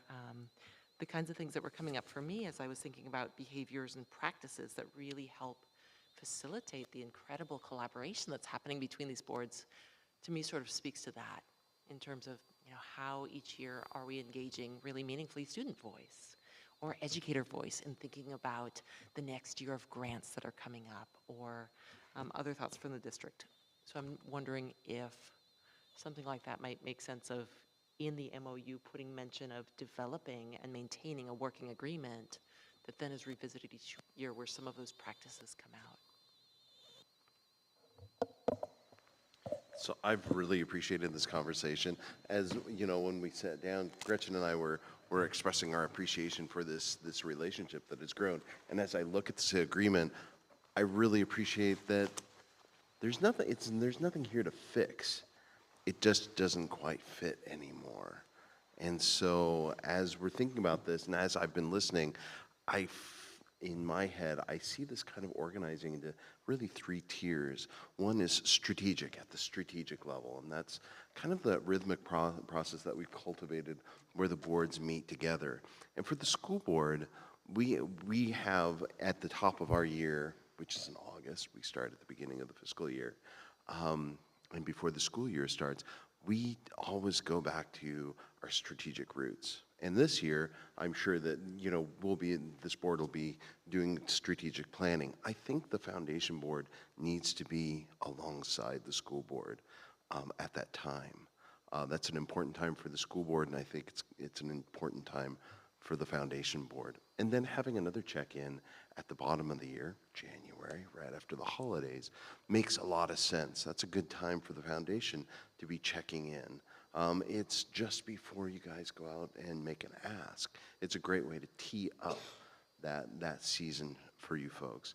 So that's kind of the strategic level. One of the things that I really appreciate about this agreement and the relationship between the foundation and this district is that there's a material connection, there's an operational connection, which is our next tier down, is that the district is investing in the foundation, ensuring that there's adequate support on an operational basis for the foundation. I think that really needs to continue. Also, the co-location really matters because there's something about just being in the same building with a person. I know that this is pre-pandemic. I remember just walking into the foundation office and having conversations. That's really valuable, and I know that having staff, having that proximity to the foundation is crucially important. I think that's something that needs to continue. That said, I think there's something in this agreement that needs to allow spaciousness for growth. So I'm looking to the superintendent and the ED that as you look at this agreement, have that in mind, because the foundation has been enjoying some rapid growth as you've been expanding your operational capacity working with the district. So make sure that there's space in this agreement that it's easy for it to be modified and that the foundation is able to continue being nimble. The last tier I have here, and it's kind of where Sarah was going, there was a mention of the value of having the superintendent and board chair in your meetings. And I'm wondering, is there a role for board members to support the work that you folks do in things like donor development? Having a donor, being able to sit down with the board chair who has deep knowledge about the needs of what's going on with the board and with the district. I don't know, but I put that in a social tier. And I don't know if that needs to go into an MOU, but I think there's practices there that we can develop that can support the work that you folks are doing that can then augment the work that we're doing in support of children. So just some. I want to excuse myself. I'm sorry I don't drive after dark, and my husband informed me it's getting dark. So thank you. And thank you for the support. I think the $75,000 and the earlier $65,000 each year the school board's invested has really paid off for our schools. Thank you. Good night, Gretchen.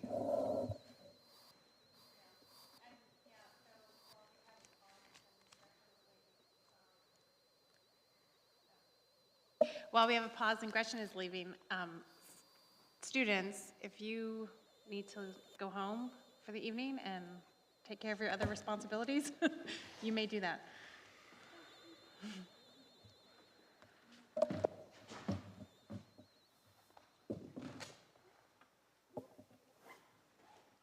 Go ahead, Sammy. Yeah, I just want to first of all, I really appreciate the tiers that Vince talked about, and maybe a mindful exploration.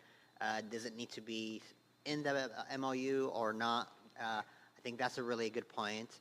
A few things I want to celebrate is the chair being the liaison I think is very valuable commitment, and as much as possible, that would be really good to continue that practice with the understanding commitments and capacities might change over the years. But I think it provides a really valuable tool for alignments between both boards. Another thing I thought of, I'm not sure we should put it there, is both celebrating the partnership and talking about it, and also understanding the autonomy of the foundation as nonprofit. And it's there implicitly in the bylaws and the incorporation of the organizations. But sometimes stating it would be good, or maybe at the least making sure it's explicitly shared with new school board members and new foundation members during orientation. So I'm not sure if it's there, but it's something important to always recognize that there is autonomy in decision making, but also there's very close partnership that we need to talk about and share. I'd like to just second what Sammy was talking about, because one of the things that impressed me from the first day I joined the board a couple of years ago was how close the relationship is and how much respect there is between the board of the foundation and the board of the school district. But both groups are autonomous. And we're blessed in this community that we're all going the same direction. But we don't have to look very far to find districts that are going in directions that I don't think our foundation board would be happy about going. And it's conceivable that there are foundations that want to go in directions school boards don't want to go. And I don't know how you write that into this document, but there needs to be something that protects you from us and us from you. And I'm sorry to use the word protect in this context because we're such allies here. But some inconceivable board in some inconceivable community. Inconceivable election.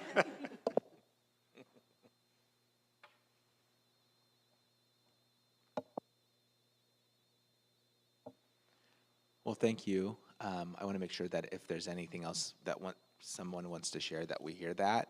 But I know Angela and I have been both taking notes, and Kim will have the minutes as well. So we'll have opportunity to go back and reference this conversation as we move forward with the work around the MOU.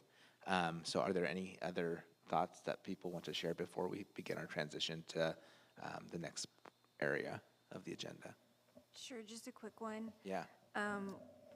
I sit on and co-chair the Grants and Scholarships Committee, and we spend so much time, you would not believe, pondering your board goals. They're very important to us, and we want to enhance the work that you do by the awards that we make. And so thinking about that, when you set your board goals, we want to deeply understand them and engage in them and understand where you're coming from when you set those goals. So that's something that I would really appreciate, Vince, your comments about the strategic alignment. But I also want to think about, trainings that you folks have experienced through your connection with the school district that has helped inform your goals. We would really appreciate having joint trainings. I know we've been invited to your trainings frequently, and I appreciate that, and I want to celebrate that commitment that you've had to our education. But I also want to think about other opportunities that we have to share training as well, possibly training that the foundation invests in, and to hopefully be able to share that training with you. That was a perfect segue. Because the board goal aspect is the piece that we're going to talk about now, not in terms of the board goals specifically, but in terms of our next iteration of those board goals and the information that we've been gaining from our community through listening sessions. And so Sarah was going to talk about that. So again, as we think about how we are closely aligned, that you have some of that information and feedback as well. So I'm going to turn it over to Sarah to be able to facilitate this portion or share. Yeah, so I've been on the Corvallis School Board for 6 years. The first thing I did on the board was vote to replace the boiler at CHS. The second thing I did was attend a board retreat where we started the process of developing goals for the last 5 years. And we did that, it was the first time we'd set goals for the school district. We did it in partnership with administrators and staff, and we developed the goals that we've had that you all have been working with. And so it's time to renew those, revise, adopt totally new goals for the next 5 years. And we decided that this time around, after seeing the impact that having those goals had on our district and really pulling not only our two boards into alignment, but pulling the work of the school district into alignment, that it was really important that the community as a whole be involved in that process. So we partnered with Heidi East McGowan to facilitate engagement sessions that included students and parents and staff and community members. And we had some meetings that were focused on specific groups. We met with our SEAC groups, which is our Special Education Advocacy Committee group, and we had meetings with them in Spanish and English. We met with Casa Latinos Unidos and the NAACP, our new district Diversity, Equity, and Inclusion Committee, and the SAFE and Pride student groups. And then we had open meetings for anyone in the community to attend that were held both at lunchtime and in the evening to try to, people had different times that they could attend, that they were available to more people, and we provided food and we provided daycare to try to make that as easy as possible. And in that process, we engaged more than 200 community members that included student, staff, parents, and some community members who don't have kids in the school, but are just people who care about our education system. Each session lasted about an hour and a half, and it was a facilitated process with kind of open-ended questions. It was the same questions at each meeting. There was a note taker at each table who just, kept track of as much of what was said as possible was captured. And then Heidi and her partner, whose name I didn't write down, and now I've lost. What was it? Kim. You took all that information and data and provided us with a report at our last board meeting. And if you want to see the whole report, it is in our board information from that meeting. You all have the sort of quick one-page handout of the results of that. And so I just wanted to sort of share a little bit about what we heard, because there are definitely pieces of what we heard that are directly impacting, or directly, the positive things that are really a direct result of the relationship that we have.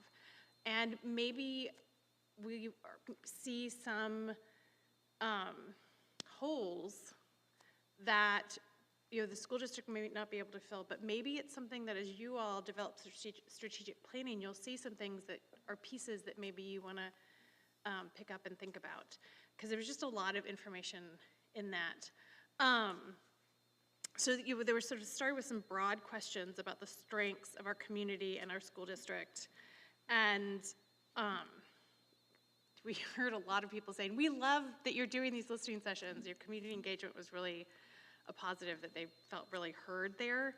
And our teachers, the student support, and that was a lot of the work that you all do, the support for students and families, so that families can send their kids to school ready to learn. And the district's commitment to diversity, equity, inclusion, which was also interesting because when we looked then at barriers and challenges in the district, diversity and cultural competence are one of the barriers to access to programs and to education, which to me meant that we were hearing that that was a good goal, and it was something that people really cared about, and we're glad the district cared about, but we still have a lot of work to do there, which I think we all know. But that was definitely reinforced with what we heard from the community. We heard a lot of comments about when we think about equity, we're not very good at sort of intersections of disability and other identities, or just with disability and special education students, that those communities are feeling kind of left out of this process. And working on academics and setting a high bar was really what we heard a lot about, was that when we set our first goals, we had, like, we want every kid to be reading at grade level by 3rd grade. And we heard a lot of community members saying, but we want to go farther than that. We should be setting goals that are more aspirational than that. And just the behavioral issues and bullying and those kind of things that we've been hearing a lot about, basic needs that families just don't have access to, that create barriers for their kids. And that's sort of falls into the next category of the access and program services with transportation. Like, kids can't access programs if they can't get a ride. And that's not just school activities, but it also may mean when they're younger, they don't play on the team, which means when they're in high school, they don't make the team. And the knowledge of what's available and the communication of that information out to families creates a barrier. And I know that's something our district is working on really hard, is that communication piece right now. Language and cultural, sort of cultural comfort with things that are going on in the school district. So it's not just, language is a piece of that, but also for families that didn't grow up in American school systems, feeling comfortable accessing things and feeling comfortable with their role as parents in the school district. And then financial resources. And then a lot of the sort of pieces at the bottom with this, what do we do with supporting students? I feel like that's a lot of where our work together comes in, because it's building partnerships,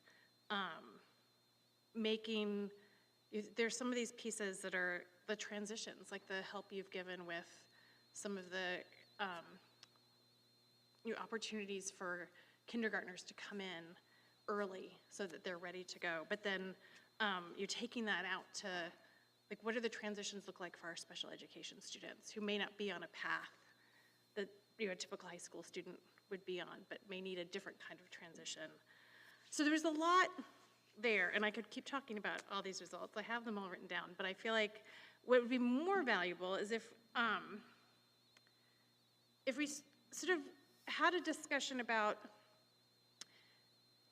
if you all have some feelings about sort of these pieces that you could share with us, and if there are any of these pieces that could help direct our work together, or as you all are embarking on your strategic planning and we're working on our goals, how can we take this information that came from our listening sessions and use that to really direct some of the decisions that both of our boards are making along the way.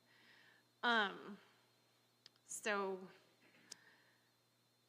as the first question would be, is there anything that you feel like is missing from these things you've seen from this summary, or are there pieces that are really exciting to the foundation that maybe you see us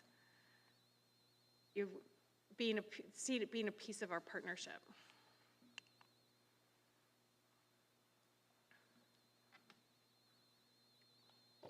I just have a question. Yeah. When it cites real-world learning, Yeah. can you explain that a little bit? Yeah, so that covered a lot of things. Sammy wants to talk about it really badly. So I'm not going to state the goal. However, the way that I believe the board in 2018 stipulated the real-world learning is beyond the curriculum, beyond graduating. What do we need to equip the students to be functioning community members and ready for the real world?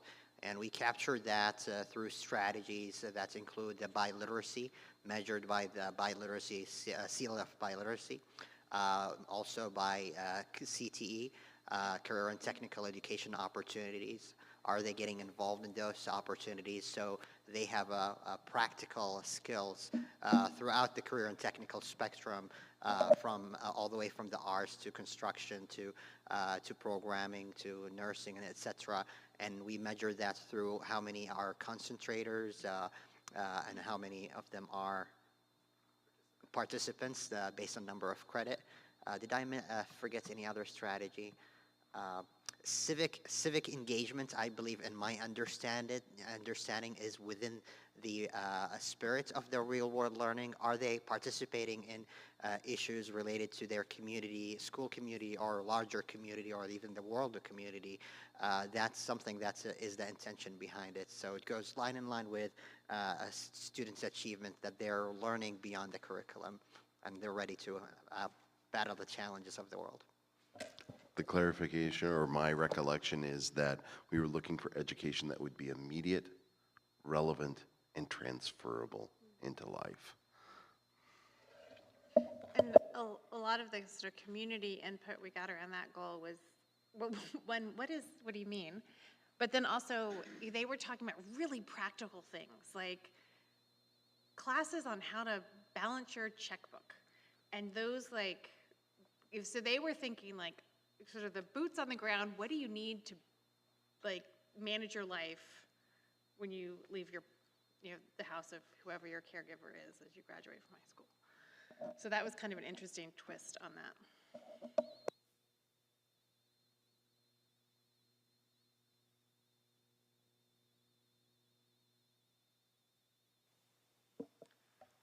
I think implicit in many of these things is the answer to my question.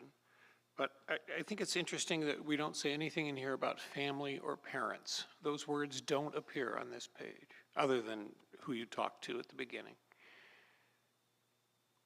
And it's implicit, as I say. I mean, how you get here is you work with families, you work with parents and caregivers. But it's interesting that it's not said. And I think these are sort of the broad themes that Heidi and Kim pulled out, and in the more detailed report, under each of these sort of sub pieces of each question, they included comments or things that came up a lot under that area, and family does show up in some of that more sort of detailed information under each of these subjects. So yeah, it's there. It got kind of lost in this one-page report. And I think it's an important note in terms of, because of the work that's happening now in really looking at the goals that have been here in the past and thinking about what's the next wave of goals? What do those look like? Where is that represented? Is our families and parents a subnote under another goal versus is there a goal specific to meaningful communication, partnerships with families? So an important note to bring up.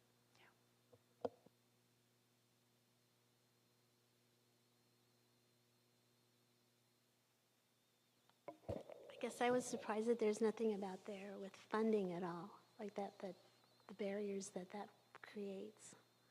Was that discussed at all? I mean, it was more in the sort of access to programs and services, and I think that's really where funding showed up. It wasn't so much it didn't really become a theme in, like, we have fabulous teachers, we should pay them more kind of discussion that you would kind of expect.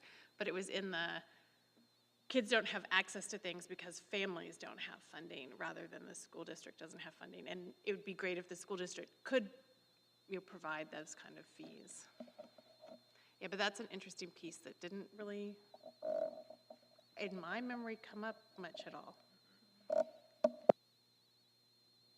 Yeah, I don't remember that specifically coming up, and it might have been how the questions were framed too, where it might not bring that up in somebody's mind to think about funding for the schools themselves. It was, yeah, that might be a part of it. And that was I think all but one of them, or two of them actually, but yeah. I do have one quick thought.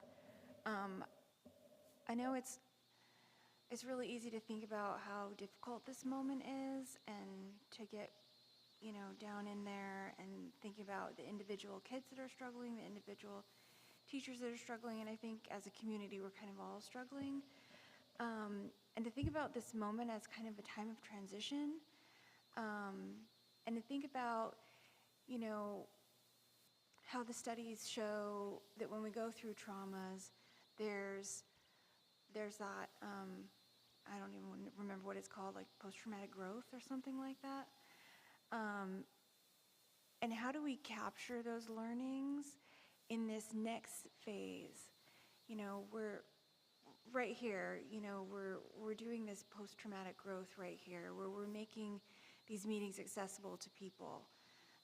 So is there some sort of way that we can capture that post-traumatic growth, and that we kind of reimagine learning in some way that's going to benefit us all in the future? And it's going to happen. Like we can't see it right now, but it's going to happen. Like we're going to be better off in the future because we've gone through this collectively, because we've survived, and because not all of us clearly have survived, but we can transform learning so that everyone can thrive using the experiences that we've all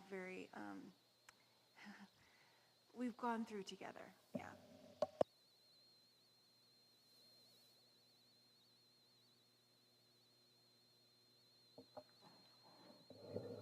So our plan moving is at an upcoming board meeting this spring, we'll be looking at our current board goals and looking at the feedback that we've received from the community, beginning to think about, are there additional areas that we need to focus on? Are there ways we can make the information more relevant for folks, easier to understand? But again, taking this new information into account. So our plan is to spend some time this spring and then also in retreat during the summer. And then along those lines, we'll continue to communicate with the foundation in terms of how those things have come to pass. I heard Emily say that, you know, we look at those board goals and we use them when we're making decisions about everything from scholarships to what you're helping to support and fund in summer school. So I know that, again, the relationship is important, and the ongoing communication back and forth about how we move forward is important. Tonight, we just wanted you to better understand what we're hearing from the community. That will become part of what we use as we revise those goals.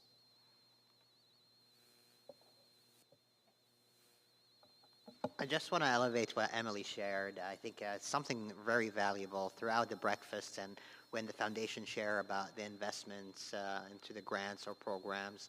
I think it speaks a lot into what we're hearing a lot in the education community, that we're moving from the achievement gap mindset, which is we need to only focus on bridging the achievement gap, which always should be the goal, but we should look beyond that.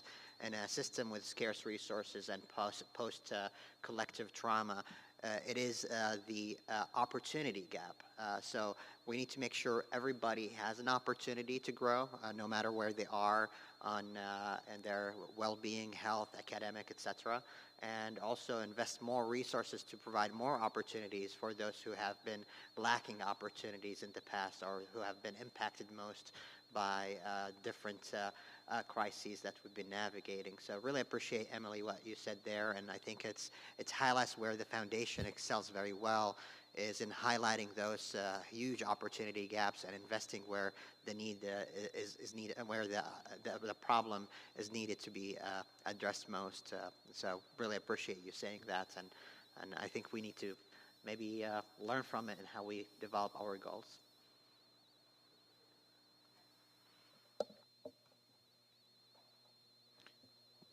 Angela, anything you'd like to share as we close our time together? I was just going to first thank you for having us tonight and for doing this work. For the listening sessions, I was only able to attend one, but I agree just simply being invited to a session like this, I think, has a lot of power. So there were 209 people who attended, but a lot more people were invited and just got that message that we want to listen. So I think that's really powerful, and I think the timing is interesting because as we begin to start our next wave of strategic planning, we'll be kind of following your update and kind of renewal of your goals. So I think that's good timing, and also I think that we have access to the full report, which would be useful to share with our whole board, because what the community cares about is relevant whether it's a report for the school board or the foundation board. It's still the things that the community was talking about, and so thank you for doing that work and that we can also benefit from. So. Yeah, I think, as I was sort of reading through that report again, thinking about this meeting rather than thinking about it as just our board meeting, I was feeling like there's so much here that's really transferable to both boards. So I'm glad that you all have access to that information too. And thank you all for coming this evening. This is always a fun time. So thank you for spending your Thursday evening with us. Should we recess for 5 minutes to Chat for a minute? to thank our guests and then come back together? Yes, that sounds great. All right, great. So we are in recess for 5 minutes. We will return at 8:35.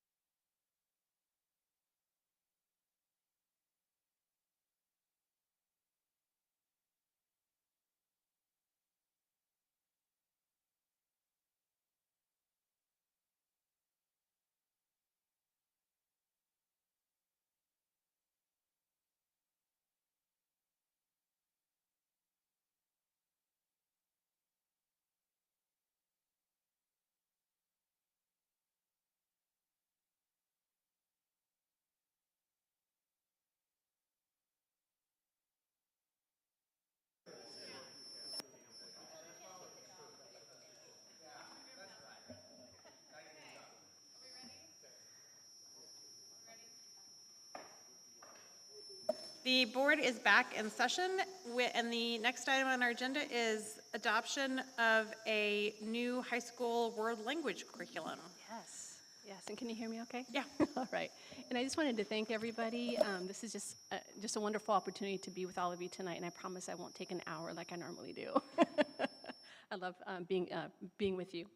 And I guess before I start, I just wanted to say that I feel like I'm sort of priming the pump because our student growth and experience coordinators are working really hard behind the scenes to do a lot of the work that sometimes you don't see. So when you're adopting new curricula, there's a lot of logistical pieces that have to take place, right? So I just want to thank all of them, and I also want to thank a lot of our educators who are piloting materials and just giving us a lot of great input.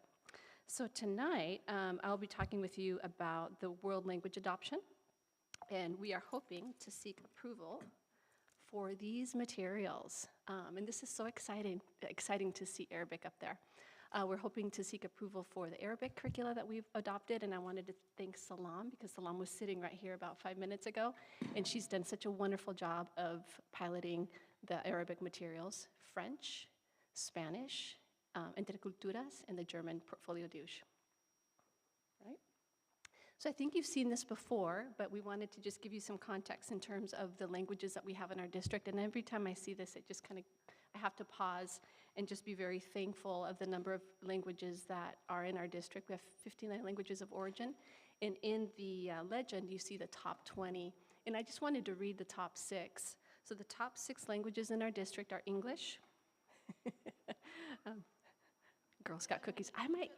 I would love a Girl Scout cookie. So English, Spanish. I'm actually gonna get a cookie. This is great. Wow. Oh my gosh, thank you, Sammy. Oh my gosh, yeah, eat, okay, I'll eat that later. So English, Spanish, Chinese Mandarin, Arabic, Korean, and Hmong.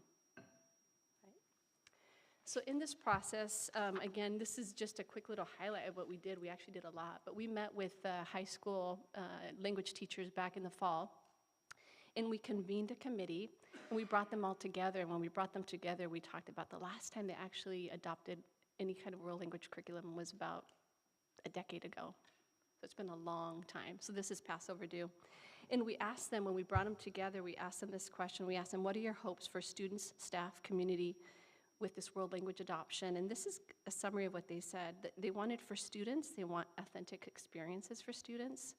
They want the materials to be culturally relevant. They want the materials to be applicable and also engaging. And what they wanted for staff, they wanted the materials to be, to have technology as a focus. So that way there's online resources for teachers and online resources for students.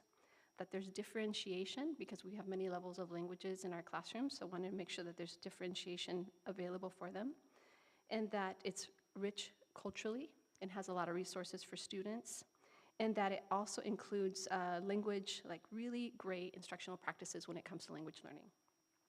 And then, of course, for our community, just wanting to make sure that the materials that we adopt, that it really does reflect the community in which we're in, thinking about Corvallis and thinking about Oregon. So when we sought the feedback from students, you can see that we received pretty high marks in terms of the responses when they looked at the material, because we did ask them for their feedback through a survey. And this is what the students said. They said that the materials were culturally responsive, that they had balance in viewpoints and perspectives, that it was inclusive, that it was challenging, that it was rigorous, engaging, and meaningful. So I think this is really great, that the materials that we shared with students, that they really liked. And then, and again, this was feedback from the community, students, teachers, and our community. So in terms of the Arabic materials, we received this feedback, great for learning. For the German, the materials were visually appealing and also amazing.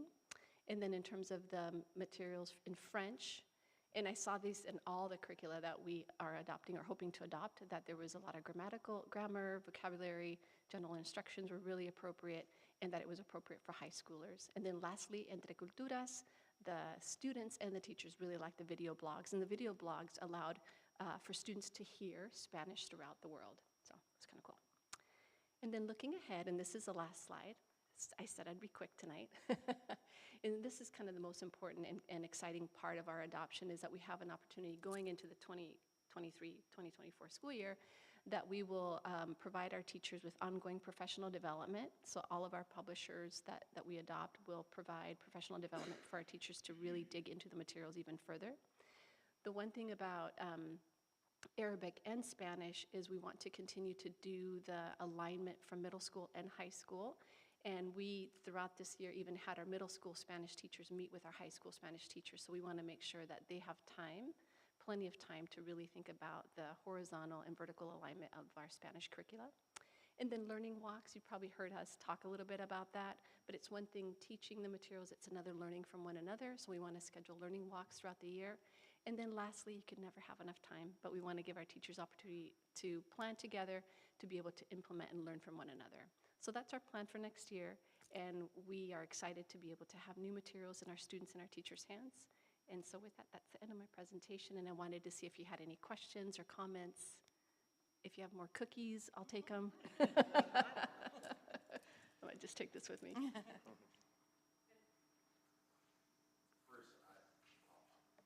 As I was prepping my packet, I was definitely, of course, curriculum is one of the most important things that a board does, adopting curriculum. And so it was something that I gave a lot of attention in the packet, and I was probing and looking, and I was like, oh, come on, there's got to be a critical question here. And there wasn't. I just ended up being really, really enthusiastic at the end. I was just really excited. Particularly one of the things that stood out were the criteria that were used for evaluating the curricula and the feedback that came back. I was just really came out enthusiastic. So I'm looking forward to making a motion and voting for it. But my question is, what can the board expect as the curriculum's deployed and we're skilling up on that? What is it going to look like? Feedback to the board on how is the curriculum functioning in classrooms? How are students navigating it? Comparing and contrasting to previous student performance. It's a great question, Vince. And part of the learning walks is to give us an opportunity to learn from one another and get feedback. A lot of these curricula already have embedded assessments, and that's something that all the teachers were excited about, that they have opportunities to assess student learning and linguistic growth. So we'll be looking at that. And I think giving teachers time to collaborate and learn from one another and do that vertical and horizontal alignment will be really important, so that our student experiences, especially I'm thinking about Arabic and Spanish primarily, is as they go from middle school to high school, there's a continuation of practices. So that's what I'm hoping that we'll be able to see going into next year. Awesome. Yeah. Thank you. You're welcome.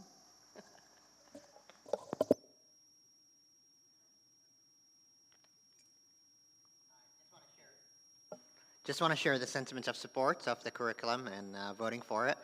As an Arabic speaker who had to learn Arabic at age of 6, I really appreciate going through some of the examples here. So the way I understand it, we're teaching Arabiyat al-Nas, which is the colloquial Arabic rather than the formal Arabic, if that makes sense. And one thing I'm curious about in terms of spoken Arabic, that would be very applicable real world, unless you want to be a news commentator, you would want to speak the people's Arabic rather than the formal Arabic. But one thing I don't know is in the writing, are we teaching them the formal Arabic in writing, or are we teaching them the colloquial Arabic as well?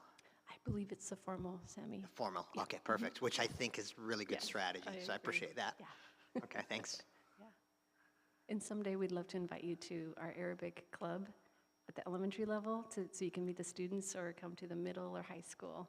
I would love to. Okay. I would love to, please. Oh. Yes, and I'll speak in Arabic from A to Z. Probably they will be better than me. I need to brush on my Arabic. Okay. Thank you. There's an invitation for you.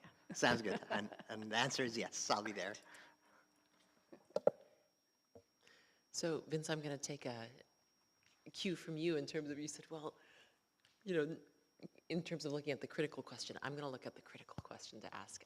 Also, just really appreciating how much thoughtfulness went into this process of adoption, bringing in student experience with the curricula, piloting first, really getting that feedback. And so my critical question then is, even in looking at some of the numbers, there are small percentages of folks who maybe didn't find it to be as responsive or those needs. And I'm just curious about what are some of the challenges that came up or concerns that came up, even if it was from a small number. No curricula is perfect and meets all needs, but what were some of those things that came up? Yeah, I think that's a great question, Shauna, and I can speak to some of the feedback that we got from some of our teachers is that, there's no perfect curricula, but a couple of them said, there's just not enough grammar focus, or there's not enough, I can't think of another example, but that was kind of the feedback that we got. All of them were really happy with the curricula that they chose, but there were times where maybe just didn't have enough of something. And so what we are going to do is, along with adopting the curricula, we also have created space for supplemental materials. And every single teacher said, we would love to have book sets in our classroom. We would like to have, I'm thinking for Salam, just to have more manipulatives, more games. And so along with the adoption, we've also told our teachers that we would love to get a wish list from them that we can add to the adoption. So that way they have more options in terms of tools for teaching students to read, write, and speak in the target language. Great. Thanks, Marcia. I appreciate it. I have a question about languages too, but I don't know if I should save it or if I should just ask it. It's about Indigenous languages. Should I just ask it now? Go for it. And Okay. I hope I can answer I'm it, really excited Lou. I'm always a supporter of multiple languages being learned and taught. I think it's really awesome, and you could tell a lot of thought went into this, and I'm excited about it too. So I want to make sure that's prefaced. But it's not the but, it's and there's also the move through ODE in particular to help amplify learning Indigenous languages, and it's kind of language restoration in Oregon, really, and nationally. And I know some of their efforts are including trying to figure out pathways for Indigenous languages to receive the syllabi literacy as well. And so I'm thinking about those populations, which of course is small everywhere because of genocide, but of the students that would access them, but they would still benefit from accessing Indigenous languages. And so I'm thinking about if there's ways that we can, as a district, encourage students to learn about some of those pathways that can't be supported through curriculum quite yet through the district, but are offered through Lane Community College, or that are offered through other community colleges. A lot of native languages are being taught over Zoom because of learning the importance of that from the pandemic. And I know personally I'm taking Huasteca Nahuatl, and it's the teachers from Eugene, and it's online. And so that's an Indigenous language, of course. And so I'm thinking about some of the other Indigenous folk that already speak in the community that can help with some of that. So anyhow, that was kind of a question, kind of comment. I would love to see that. One of the things that personally, as an Indigenous person, that I always faced with languages was which colonial language do I have to learn now, for a second language? And so that's kind of there's never an option for Indigenous-based languages unless you're in a tribal setting. And I would love to see that expanded, especially with the focus that this district has. And so I just kind of wanted to leave that comment along with the excitement about offering multiple languages. And so there's a little bit of the both things to think about for. Thank you so much. I appreciate your comment. And I think about, our sixth most common language is Mum. And so Mum is an oral language. And I think about, you mentioned the syllabi literacy, and we use a stamp test for that. And so I think about the juxtaposition that we're in when we want to give students a syllabi literacy for speaking such a beautiful language, but the system hasn't caught up yet. And so I think your point is so well taken, and I think it would be a wonderful thing for us to talk about and plan for.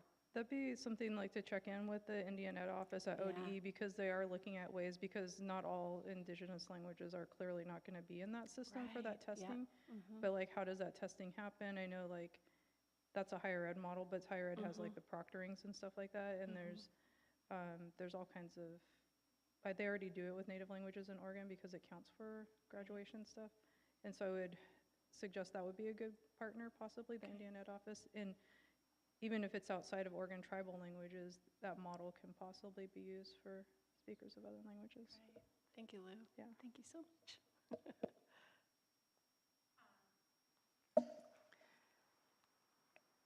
No, I'm just sitting here thinking,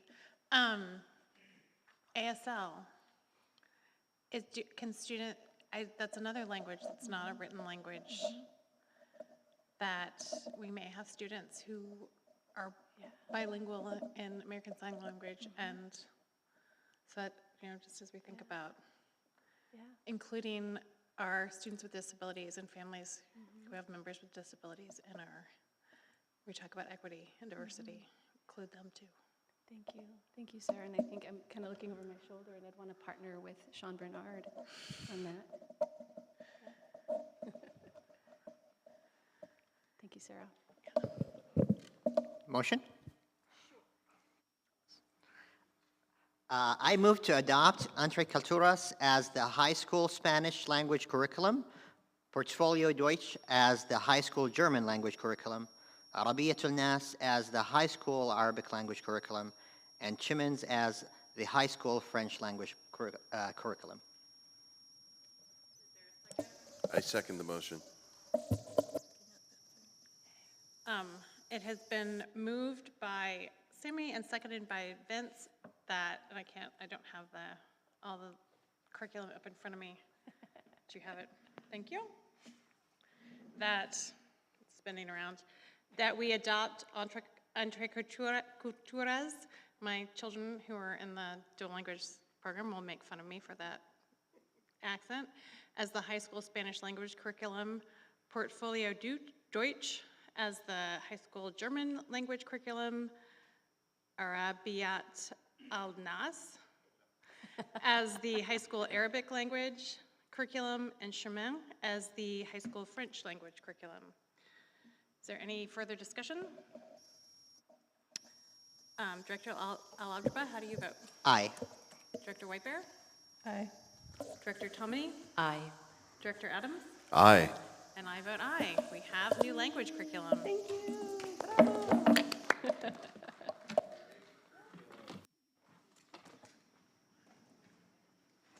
You can take the box. You can take more. I just want to say, as a part of Arab American Heritage Month, thinking about the fact that we are one of 2 high schools in Oregon that teaches Arabic, and that we just made our curriculum adoption, just feels like the right night to do that. We're walking the walk.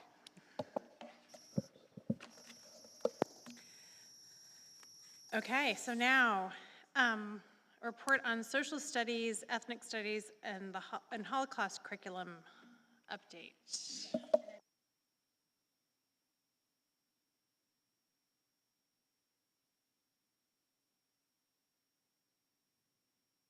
Let me in.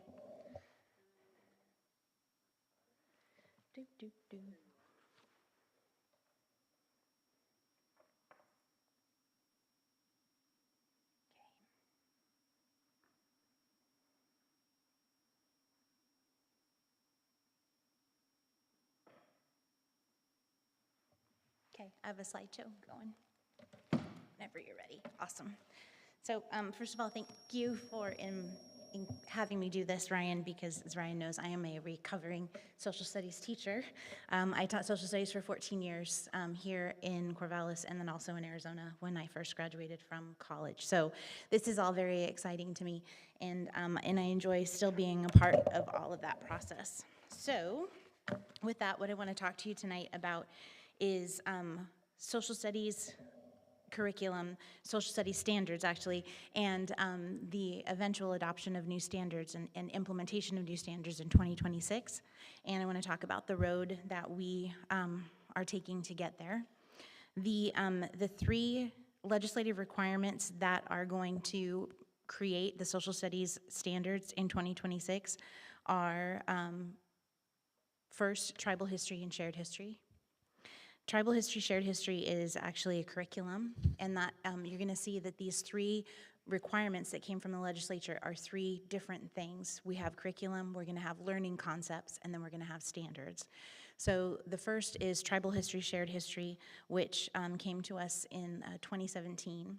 And the curriculum there requires teachers to teach a set of lessons for 4th, 8th, and 10th grade. And those lessons don't have to necessarily be in social studies. They can be in language arts, or math, and anywhere. And lucky for us, those lessons are available to us on the ODE website and also in cooperation with local tribes.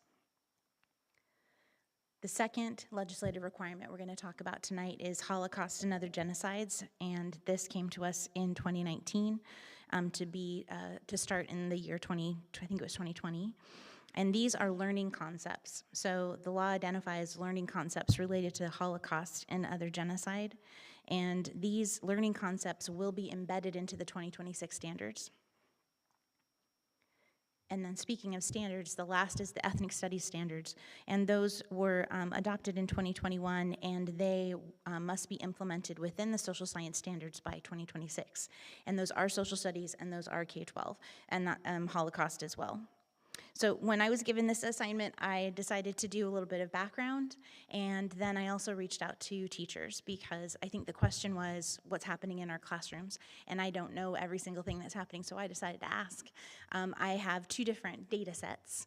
I was invited to work with the high school social studies teachers in January for a professional learning because some of the teachers that I taught with at Crescent Valley are still there. So I was part of that group, and we worked on conversation around this. And then I also sent out a survey to teachers, specifically 4th grade teachers, because of the 4th grade requirement for tribal history, shared history, and then middle school and high school social studies and language arts teachers. So what I'd like to do tonight is talk about each one of these sections and then what our teachers are saying when it comes to what's happening in their classrooms.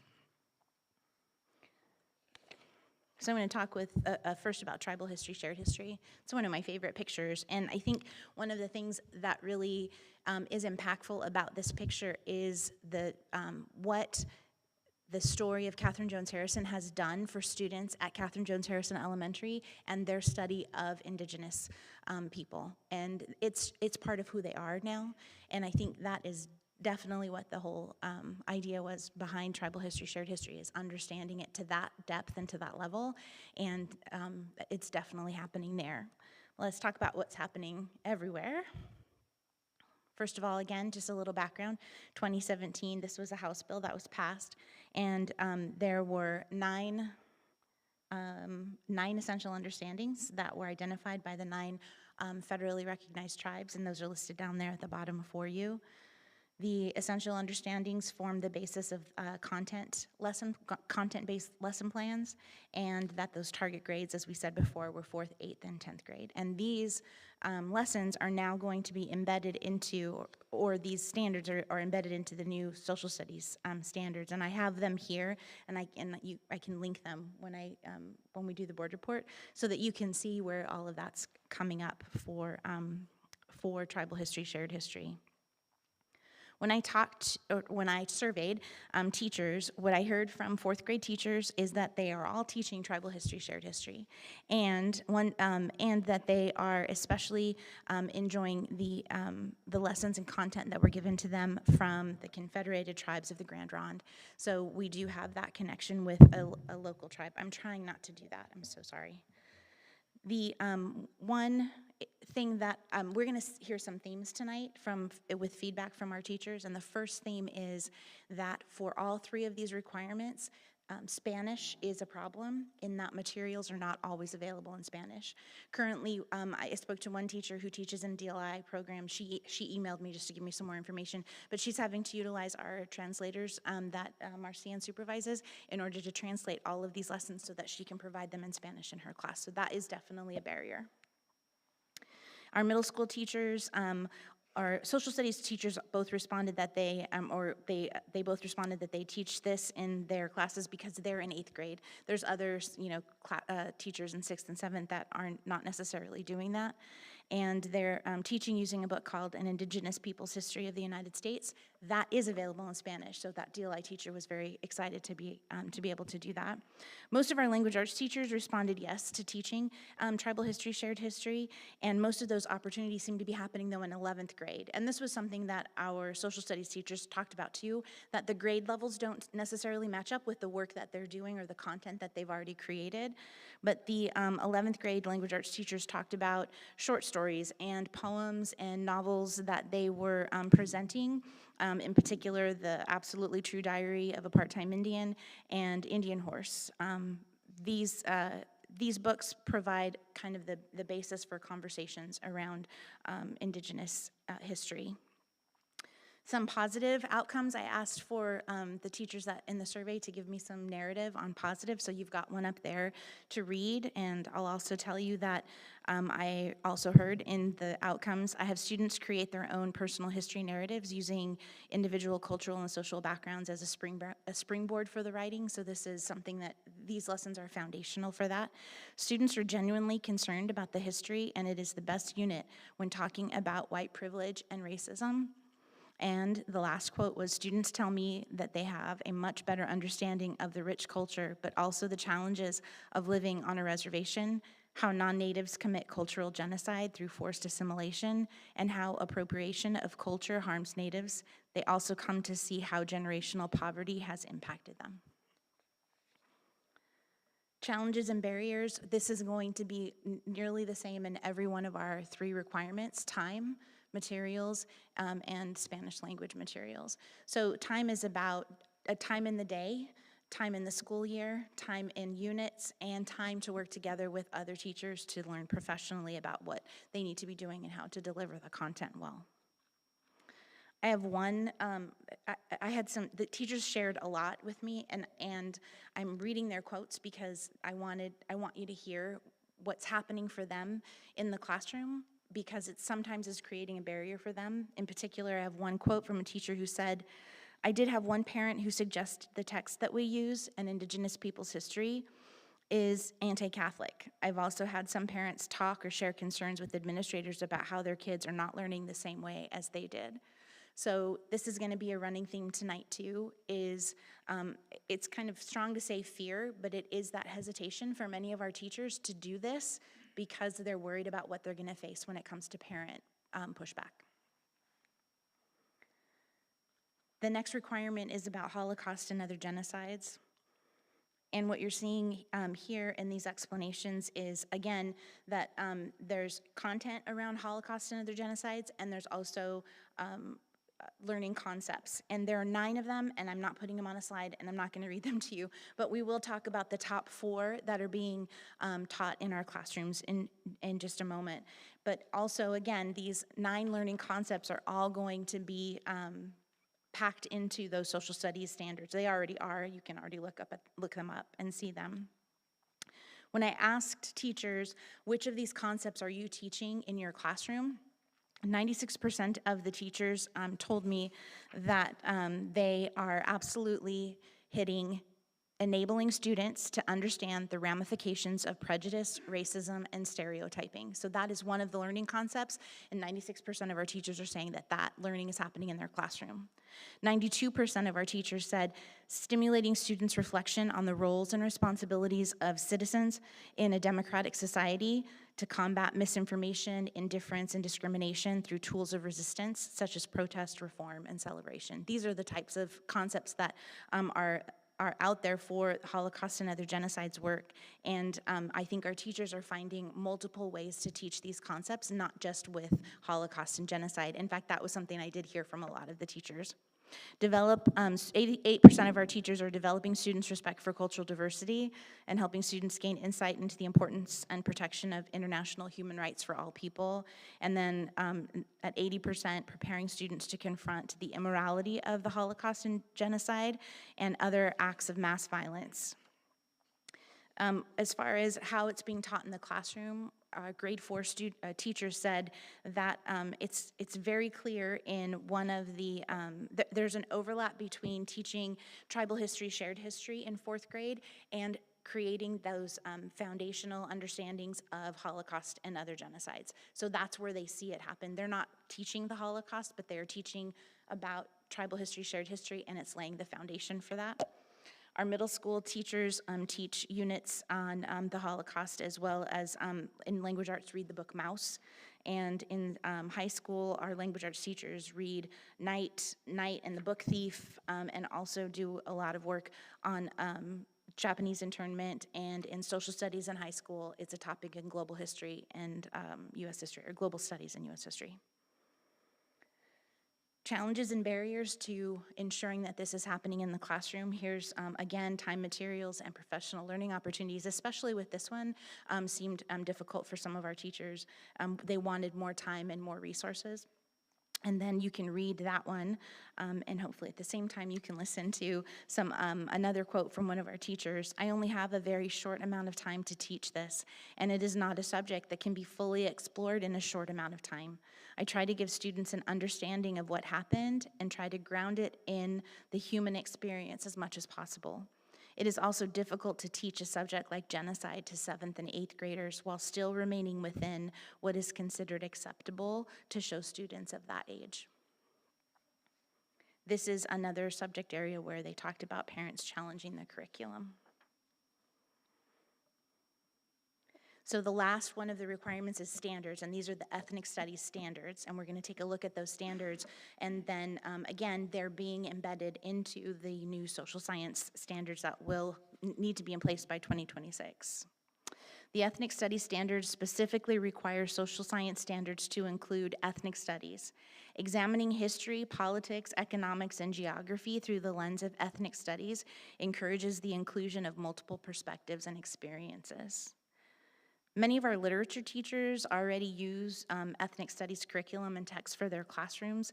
In high school around the state, some schools might offer an elective-based ethnic studies class where these standards are addressed, but the intent of the state was to have these ethnic studies standards be incorporated into all social science lessons. These are definitions for you as far as what ethnic studies is: the study of ethnic and social minorities, and these are the definitions from the state and ODE. Currently, there's some school districts who are already implementing this. We're not yet, but as we're going to see in a second, our social studies teachers are saying they're doing a lot of content around this, and they're connecting with a lot of these ideas. We just have not done the work yet to fully align. That feels like the work they're going to be doing over the next 2 years. Ethnic studies standards are identity. Beginning with K2, students explore the issues of identity, who they are in a family, at school, and in the community. They explore the identity of others and the role different identities play in community and throughout history. As students move through each grade, they'll consider how identity shapes their worldview and perspective. And identity is the foundational lesson that we do for racial equity lessons, so this is very much connected to what we're up to. Resistance is the second ethnic studies standard, and resistance is about examining individual or group strategies for undermining, combating, or overcoming oppression. Teachers center on resistance rather than oppression. That's a really important part of this aspect of the standards, and it's most likely where teachers are going to feel very prepared to discuss incidents of oppression like institutional, political, and legal oppression. The third standard is resilience. And stories of resilience help our students to understand that individuals who have experienced oppression and practiced resistance can continue to thrive. Students explore how individuals and groups overcome adversity through tradition, values, language, community engagement, and politics. And the last study is called the histories. The last standard is called the histories. Students develop an understanding of the history of traditionally underrepresented groups with or without interaction with the dominant or colonial society. Students here should have the opportunity to explore the history of a group prior and beyond moments of oppression. So the idea here is, as an example, Jewish history shouldn't just be about World War II era Europe and the Holocaust. And the history of African American people shouldn't just be about slavery. We have so many other stories to tell, and they can be told in a variety of our social studies classes. Most of our elementary teachers said that they teach these ethnic studies standards, and that's because they're teaching racial equity lessons, and they're pretty much aligned.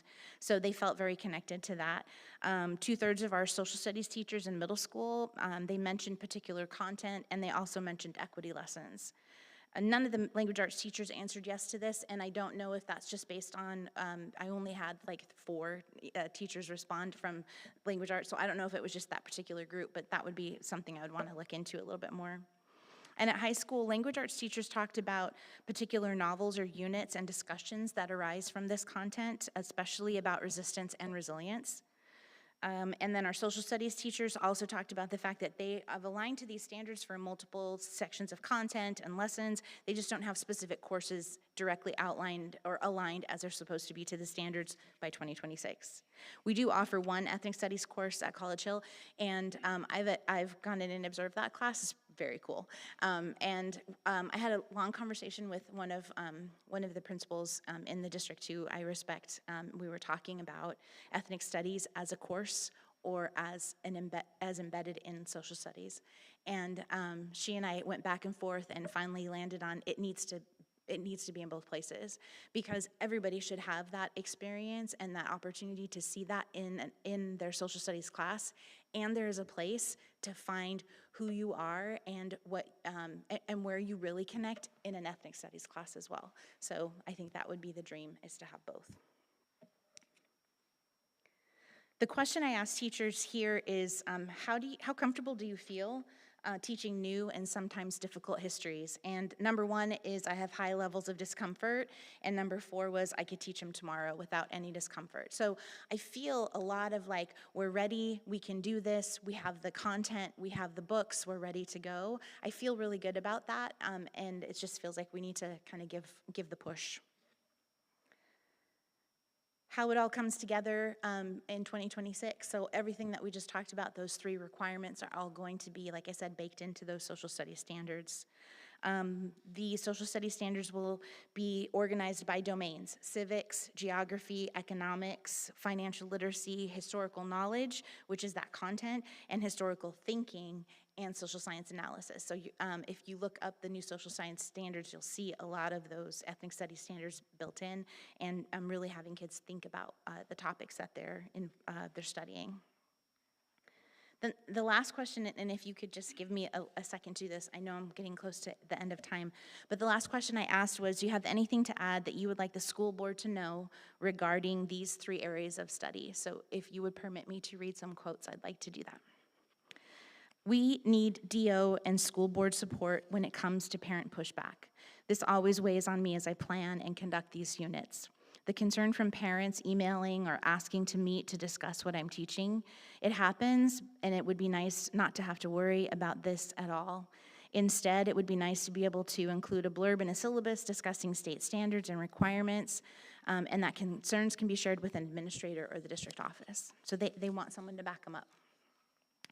We are doing the work, exclamation point.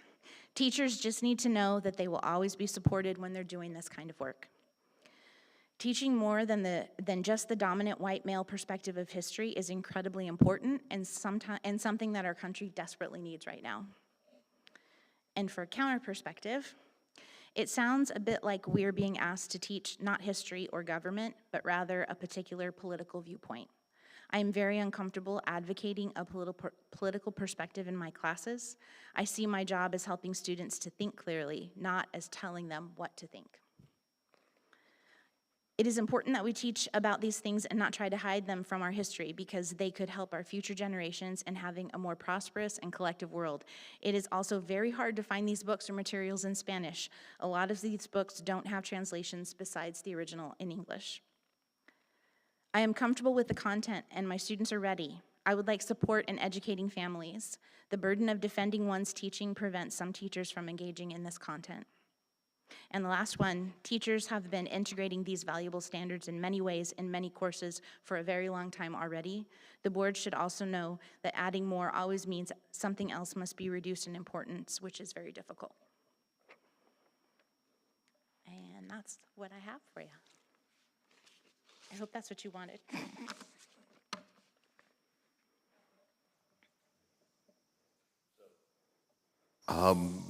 they asked for backup, so I'm here for backup.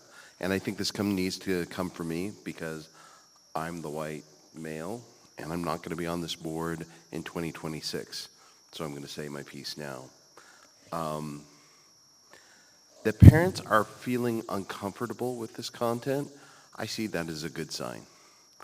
That, these topics are hard.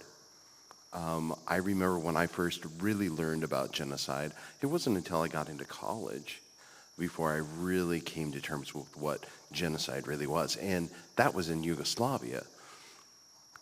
So I was an adult and had to double back to come to terms with American genocide. And so I'm really pleased that people are uncomfortable with that. The thing here is that these standards and this instruction is fully aligned with the anti-racist expectations of this board. We have not equivocated about this. And so our expectation is that this instruction will continue, it will expand, and my hope is that it becomes fully integrated in our social studies instruction. My expectation as a dad is that my daughters are able to learn about this in age-appropriate ways so that they don't have to wait until they're fully adults, like I did, before they had to learn about this and start changing their own thinking. And so I just want to confirm my understanding, so I'm pivoting to a question. You put up a graphic, and that, right now you kind of frame this as these are 3 statutorily required, standards that need to be taught, and they're kind of like add-ons. I heard, from feedback from teachers that we're adding this in. And so I just really want to reiterate, as a board member, my expectation that this be fully integrated into our instruction. So by 2026, and that's kind of what you were alluding That's to. what we're doing. Yeah, that's what we'll be So I'm completely pleased that that's the direction that we're going, and I fully support this instruction. It's absolutely essential if we're ever going to get anywhere dealing with racism in the United States.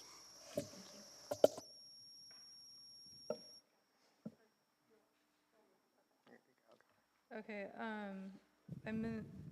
I have a bunch of comments, so I'm gonna try to say them fast and slash questions, but to just add on to what Vince was saying about support, as somebody that teaches ethnic studies at the collegiate level, I hear over and over again every year in my classes and the reflections that the students in my classes write that they feel betrayed by their K-12 education. They say that all the time, and I'm not the only faculty that has that experience. Like most people that teach ethnic studies hear that from students in our classes.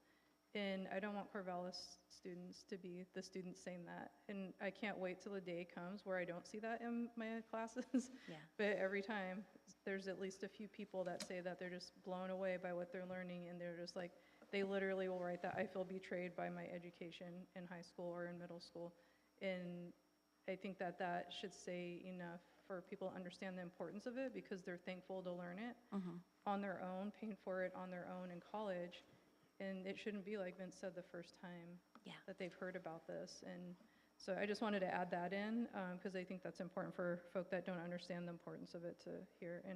And one thing I did want to mention is, I know that ODE is working on the Spanish translation of the Shared History Tribal History. Oh, good. I know all this stuff with the ODE, with Native stuff, because I'm on the American Indian Alaska Native Advisory Committee. Okay, thank for you. ODE, so I know that's being worked on because they just reported it last week to us. Okay, and so that's fantastic. That's going to come out. Can't wait till that happens.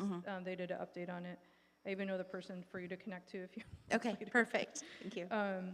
And one of the things that I know too about that, because of like my role of like doing trainings for ethnic studies for the standards and stuff like that for K-12 folk through my role at OSU, is that there's there's no curriculum set being developed, and I think people are waiting for that. Yeah. And so that's something I think is important for folk to know in the community, that like or just in general for us to know as a board too, that the only curriculum set is the Tribal History Shared Histories. The other one, the Holocaust and Other Genocides, doesn't have a curriculum set either, and so that's literally the only one that's available. Please use those curriculums that the tribes help develop. All 9 tribes have their own curriculum sets, so I did want to point that out. And I heard some things mentioned that are not actually part of the intent of the shared history, tribal histories, because that's really about Oregon. Okay. And so that's something for them to kind of reflect on, and that might fit more like in the ethnic studies, because the shared history, tribal histories is about Oregon tribes and the sovereign nations within, it'll apply to other sovereign nations as well. Whereas ethnic studies is an opportunity to learn more about some of the other areas perhaps. But I did want to mention that as well, just because I know about all of those details too. Yeah, thank you. Yeah, sorry. But my thing with, the other thing too is thinking about ethnic studies faculty, like not just at OSU, but like at U of O and other universities that might know of some good recommendations of books in Spanish for ethnic studies, because both universities have that program. And so that might be a great like connection point for recommendations. Just remind them that they're high school students, not college students, college so kids, not like big theory books. So that might be something to think about. And then my question was like, how can we show support to the teachers, like in tangible ways? Like we can say it here in the meeting for the few people that watch our meeting. But I want to know like how we can, there was a mention of like in the syllabus, but are there other ways that the board can help show that support of the standards that are required not only by law, but they're also great standards. And ODE has a lot of guidance for all of these too. I think that that's going to come out in the work that we do with levels as we align curriculum like you're talking about to make sure that this is embedded in all of our coursework. And the easiest way to do it is to start with the racial educational equity policy and talk about those connections, and that this is a promise that we've made to our families and to our students. And so this is what we're doing. Whenever I go back to that, when I'm with groups of staff, it kind of helps them to sit back and breathe a little bit easier. So let's keep that going, I think would be the most important part. And just your statements tonight as well, and reminding staff that this is what this board wants, this is the direction we're going. And then I guess how is it reflected in the new and improved board goals that are gonna be coming out pretty soon? How is this idea reflected in those as well? I think that's a great idea when we're thinking about the goals too, because so much has shifted, like at the state level with a lot of like bills, not just the curriculum ones, and like reflecting on that. All right, thanks, Melissa. And I agree. I think we should have it embedded and have ethnic studies classes, not biased or anything. But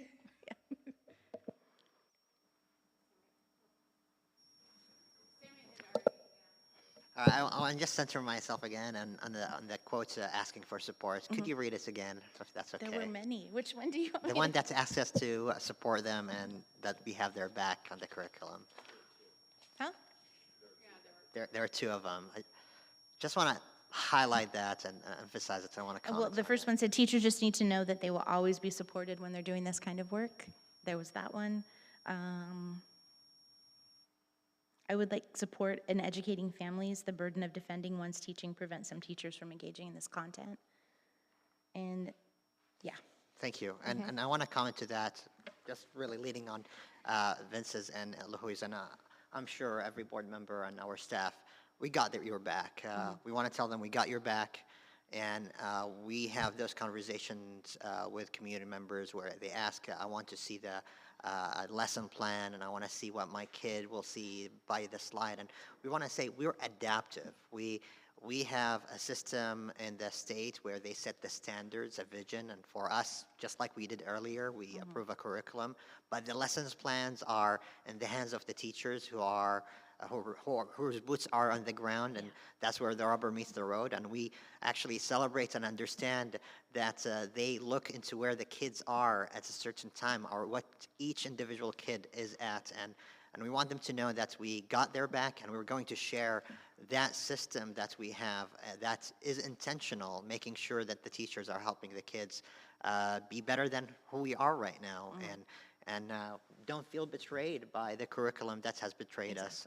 And I don't have kids, and I'm hoping one day I'll have, so they'll graduate in at least more than 18 years, or hopefully a little bit more than that. So for the one day I would have a kid, I really want them to have a better deal than me. They would learn about the Holocaust not just as an extracurricular activity. I want the curriculum to teach my kids that, and I want them to be ready to respond to the problems that they face, and that means definitely the political pressure should be on us as a board, and And I just want to reflect on the words of Bob Thiel and George Wise, sung by Louis Armstrong. He said, or sung beautifully, much more better voice than mine. I hear babies crying, I watch them grow. They'll learn much more than I'll ever know. And I think to myself, what a wonderful world. And that's what we want to achieve. We want to achieve a wonderful world where our understanding of inequities, our understanding how we can make the world better, is done by what the teachers are doing. So thank you for building toward that vision, and definitely we got their back to get there. Thanks. Thanks. So I just want to join my fellow board members in chiming in my support as well for the educators doing this work, for the thoughtful work that you're doing in a leadership role as well, and just how important this is.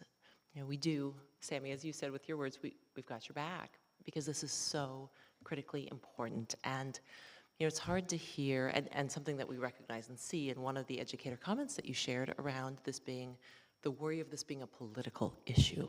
And I think we recognize that this is an issue that's been politicized, and in fact what's being asked for is comprehensive and real and truthful histories. Exactly. That reflect social studies, that reflect what's happening now as well as what's happened historically. And what a wonderful opportunity this could be for all of us as families as well, to join in that learning with our children, with our students and youth, if we didn't have those histories taught to us ourselves.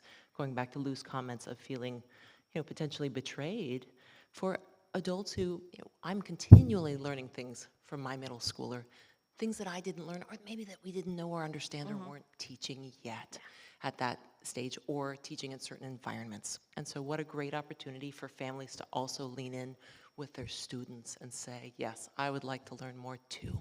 So I encourage folks to do that along with the rest of us, and really appreciate educators who are doing this. And I think when we spend time with students in spaces where they step out of a lesson and say, I saw myself reflected here, how valuable and important that is, because that's what's at the root of this work, is helping students understand the histories that are part of what make the community that we're in today, both for themselves, to see themselves reflected, but also to see one another reflected in that community and value one another for all of the histories we carry. And that matters for everybody. Yeah. So thank you for doing this work. Thank you. While we're doing this, as a 51-year-old woman who grew up in Robert E. Lee's hometown, the history that I learned in high school definitely left me with a limited understanding, and often a false understanding of our history. And I'm one of those students who has at points thought, wow, I was not served well with what I was taught.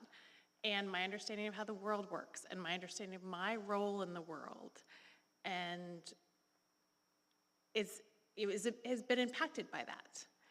And you know, my children are, I think, nothing but richer for understanding that history isn't about them. It's not about my white kids. It's about all the kids and all the contributions and all the strengths and the battles that have been fought.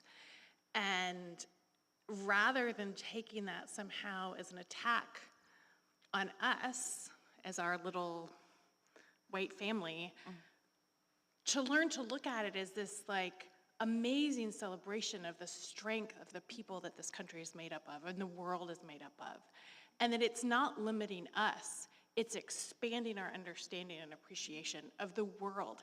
And it does nothing but enhance my children's ability to go out in the world and be parts of communities and contribute and work with people who've had different experiences than them, because they have some little piece of understanding of where those people come from. Yeah.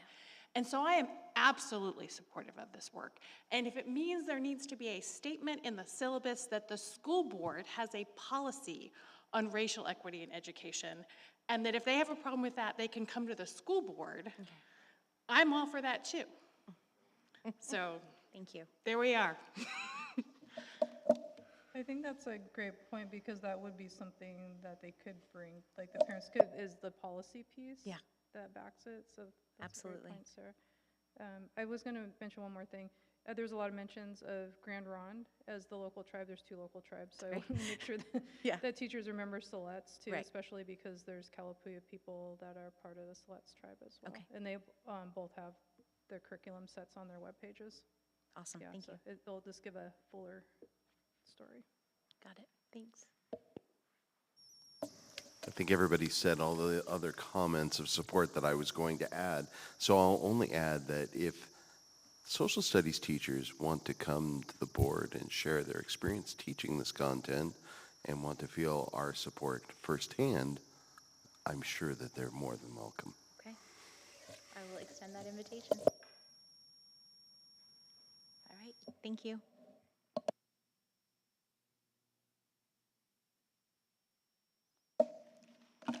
So the next item on the agenda is consolidated action. As a reminder, the items on this portion of the agenda are for action. Does anyone have a question about anything in consolidated action? Okay. I certainly don't want to pull anything. I'm just wanted to reflect on policy BCBA. You can tell I'm getting maudlin, right? It's like June 30th is coming really quick. But I just really appreciate this district and this board and how you have taken the work of a previous district that was last year considered revolutionary and then took it to the next level. Once again, I just really appreciate how this organization consistently sets the bar on trying to do this work around equity and inclusion. So I'm just really delighted that we're approving this policy. I'm going to enjoy sitting at home with my bunny slippers on, watching you guys on YouTube work with students. But this is a very exciting moment to approve this policy on student representatives on the board.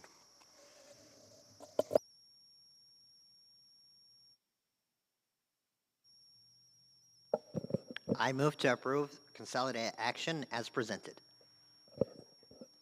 I'll second the motion. It has been moved by Sammy and seconded by Vince that we approve the items in consolidated action. Any further discussion? Nope. Director Alagruba. I vote aye. Director Whitebear. Aye. Director Tomany. Aye. Director Adams. Aye. And I vote aye. That passes unanimously. So the next item on the agenda is consolidated information. As a reminder, the items under this portion of the agenda are for discussion only. Would anyone like to discuss an item in consolidated information?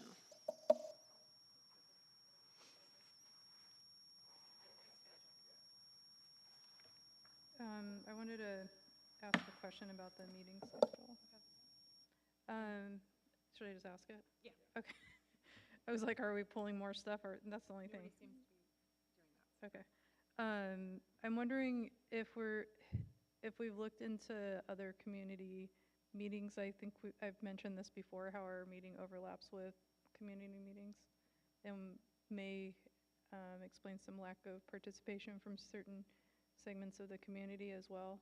And I don't know if we've given that a lot of thought. In particular, our meetings always overlap with NAACP, and I know there's other meetings on Thursdays as well besides that one. But yeah. Do you want to talk about what the parameters you looked at were? Well, I didn't look at that. I was looking at Thursday nights, and I was looking at religious holidays and the school. Oh, sorry. So I did not look at that. I was looking at holidays. I was looking at the school calendar and trying to work around those. I did not look at other meetings in the community. Okay. I just thought it was worth mentioning again because I think it does limit participation a little bit. So, but I don't know what we can do about it. As I recall, we switched to Thursdays to mitigate the impact on staff because Sammy and I both habitually ran very long meetings that ran late. And my- so we would only have staff completely blown out on a Friday instead of on a Tuesday night. Yeah, my first year, we had them on Mondays, and that was a long week. And the other thing is it didn't give board members much time to read the packet because they basically had the weekend. And so that's when we moved to Thursdays, again, thinking about staff being up late at night, and that just kind of the implications of a whole week versus one day. What, we can't meet on Fridays? You know what I mean on Fridays, right? Just kidding, I'm just joking. I'm just joking. No I'm just boards joking. meet on Fridays. I know, I was just joking. I'm wondering, is it possible if we can look at some of those community calendars and see if it's a different Thursday, like of the month that we meet, or do we already do that? Or is it overlapping with religious holidays? That was the biggest challenge. Okay. I had, and because I think, I don't like this. I looked at like first and third, second and fourth, trying to be consistent, and then it ended up I really just had to work around the school schedule and the holidays. Okay, thanks. Mm-hmm.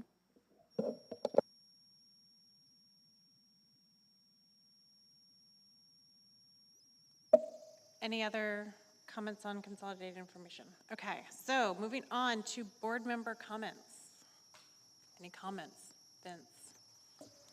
So I've been observing a pattern. It just kind of popped up. It popped up initially in public comment, and then I heard it echoed again in our conversation with the foundation.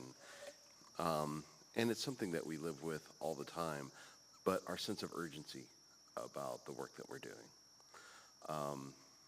It's something that we've been very, very intentional about cultivating ever since I've been on the board. This board has consistently cultivated a sense of urgency around equity work, closing the opportunity gap. There's lots of different names you could put on it. And what I was really struck by, hearing from our educators, is that they want to do the work. They want to be there. They get it. They're feeling the same sense of urgency. We've been very good at building that organizational culture, but I feel like I think districts like ours are pushing up against this inertia that's in society, this unwillingness to invest to create the social change that we want. I'm deeply concerned about funding levels for K-12 education. And I don't think we're going to get where we need to be. I hope we get a little bit more, but I don't think it's going to be a lot, considering what other agencies, how badly they've been impacted. There just seems to be an unwillingness to invest, to create the change, the hardest part of the change. We've done all the easy work already. We're getting, if you look at it in a normal distribution, we're moving out into the tail of the distribution where we're trying to mitigate the impacts of an unjust economic system that is systematically leaving people out. These kids are coming to us with struggles that we do not have the resources to address. I'm not saying K-12 education isn't the place to address it. I think we could. I think our educators have been innovating as hard as they can to move in that direction. But until there's a really fundamental shift in the way decision makers at a higher pay grade in Salem, in Washington, they need to start to feel the frustration that we were hearing tonight, where we're a school district and we are gifted to be in the community that we are, where we have a public schools foundation that will aggregate the private money that will allow us to patch our systems to meet the needs of just a few more of our kids. And it's still not enough. We simply do not have the resources to meet all the needs. So I was just really struck that there's a real structural barrier that we're bumping up against. And so if the going feels like it's getting really hard, it's because it is. I don't have an answer for it, but it was just an observation. It was kind of a dark moment when it first popped into my head. It was just, we're getting to the really, really hard stuff. Sorry to be a downer at the end of the meeting. On the same sentiments, and which I think is really important to reflect on, the challenges we're facing. Yes, our representatives need to hear from us. We need to echo and be the megaphones of this frustration. And I really don't know what we can do further. Maybe more emails, more phone calls to our legislators, both congressional and Salem as well, and especially for the $10.3 billion for the state fund, just to stay where we are. I think it's going to be disastrous if we have to end up choose what to sacrifice in a place where they're asking us for more, and they're telling us things are going to get hard. Also, I'm reflecting on one of the suggestions about a way for them to share in an environment that's more conducive than a public meeting, and in a setting different than the negotiation table, which has its own purview and parameters. I think I would like to suggest if the board and Ryan is agreeable to the Diwani session that the caucus has led in Ben Lapine, and we're trying to do it in several other places. We might be able to do it here if we would like to do that. The premise of it is we would have a round table, and Diwani is from the Arabic and South Asian culture, is that people sit down together and listen to each other, no prescribed agenda. People can bring their own agendas, but also there's a community building behind it, and there is this intentionality about everybody is a teacher and a learner, and it's a community setting where parents, teachers, community members can speak their mind. The caucus could sponsor, so it will be subject to the approval of the caucus leadership, and I'm looking at Lou because she's the vice president of the caucus. If we would have a member from the caucus to sponsor it and a community member to sponsor it, then we could have that, and definitely we would have that preface that this is not board work, this is not negotiation work that has its own setting, and definitely if a board member or more are there, they can't do any problem solving, and they might need to step away if it's a specific complaint. So with those things out of the way, and I'll share with you the reports from Ben Lapine, it was really good for us to elevate those voices, and shortly after, people had those connections where let's work on this project together. So if you're agreeable to it, maybe we can explore that sometime in the near future.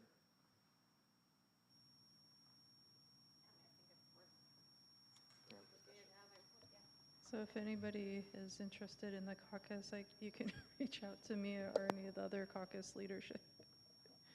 Thanks, Sammy. I was just going to piggyback on what you were sharing, Sammy, and I heard both Vince in your words and Sammy in your early words as you were speaking too, just acknowledging that we may not have the answers here, and we have incredible wisdom from educators and staff in this district, and so looking at really meaningful ways to engage in there is creative problem solving that's needed in terms of where does education go next to really meet the challenge and the times that we're in now that don't look like times we've been in the past. And thinking about new solutions with budgets being tight, with the need for more staff, more support, more mental health support, more differentiation of instruction, educators may have answers that we are not coming up with alone and are not able to come up with alone, that we really need to think about how do we create these authentic, I know there are pathways for conversation, of course, with district leadership as well, but that's something even in the communications audit, in listening sessions and other that continually comes out is how can we improve our communication? Because there always are and always will be gaps. Where can we grow really authentically and bring an educator voice alongside with us? I'll add into that. There's like certain parameters around what we can do as board members that we know about but like staff and community members might not always know that. And so I wanted to recognize that it probably feels really frustrating for some folks to be like, why can't you do more? And I really want people to know that I can't speak for everybody individually, but I'm pretty sure everybody else gets like a little bit frustrated with not being able to do more. And it's a little bit heartbreaking to hear some of the stories and be like, wow, I wish I could do more, and I wish there was, like, I had all of the solutions, but we're here to be thought partners with folk, and so I know sometimes it may not seem like we're doing anything, but when we listen, we talk to Ryan and Melissa about, like, how can we change, like, does this fit within a policy? Is there another approach to take? And that may not feel very public to folk, but I want to let people know that we take what people say seriously, and we do look for ways to address things if we can. And if we can't, we can't, and it is hard as a board member, and it doesn't matter who's sitting in these seats. It could be anybody, and it would be the same parameters. And so I just really wanted to voice that, because I agree, like, hearing it, and you're like, and especially the funding part, you're like, oh.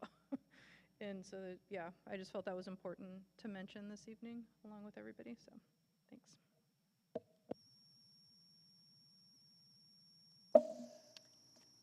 Yes, all of that. And I think you're figuring out a way to open up some kind of communication would be valuable, because we saw, I mean, it wasn't the same kind of communication, but we saw, it was Angela pointing out, just inviting people to be able to come and share their stories had a big impact on our community. And so if we could have that impact on our staff, even if the things that they're bringing up aren't things that are really board work. I mean, that's a frustration sometimes, that I think people come to us with problems that we can't solve in our role. But providing a way for people to feel heard, I think, has a lot of value, so. Well, and the opportunity for me to also hear allows me to know and to talk with staff about what are next steps based on what we heard. Melissa and I talked about some of that during our break, about the things we heard tonight. So while it in some ways for you it feels like your hands are tied, and you didn't say that exactly, but just as a term, for me it just gives me some action steps. And so while you may feel that way, just know that I'm thinking about it in a different manner. So for what that's worth. We all have our roles. And so I think, the more people in different roles who can come together and have these conversations, the better. So, yeah, so let's think about how that can happen. And with that, we are adjourned.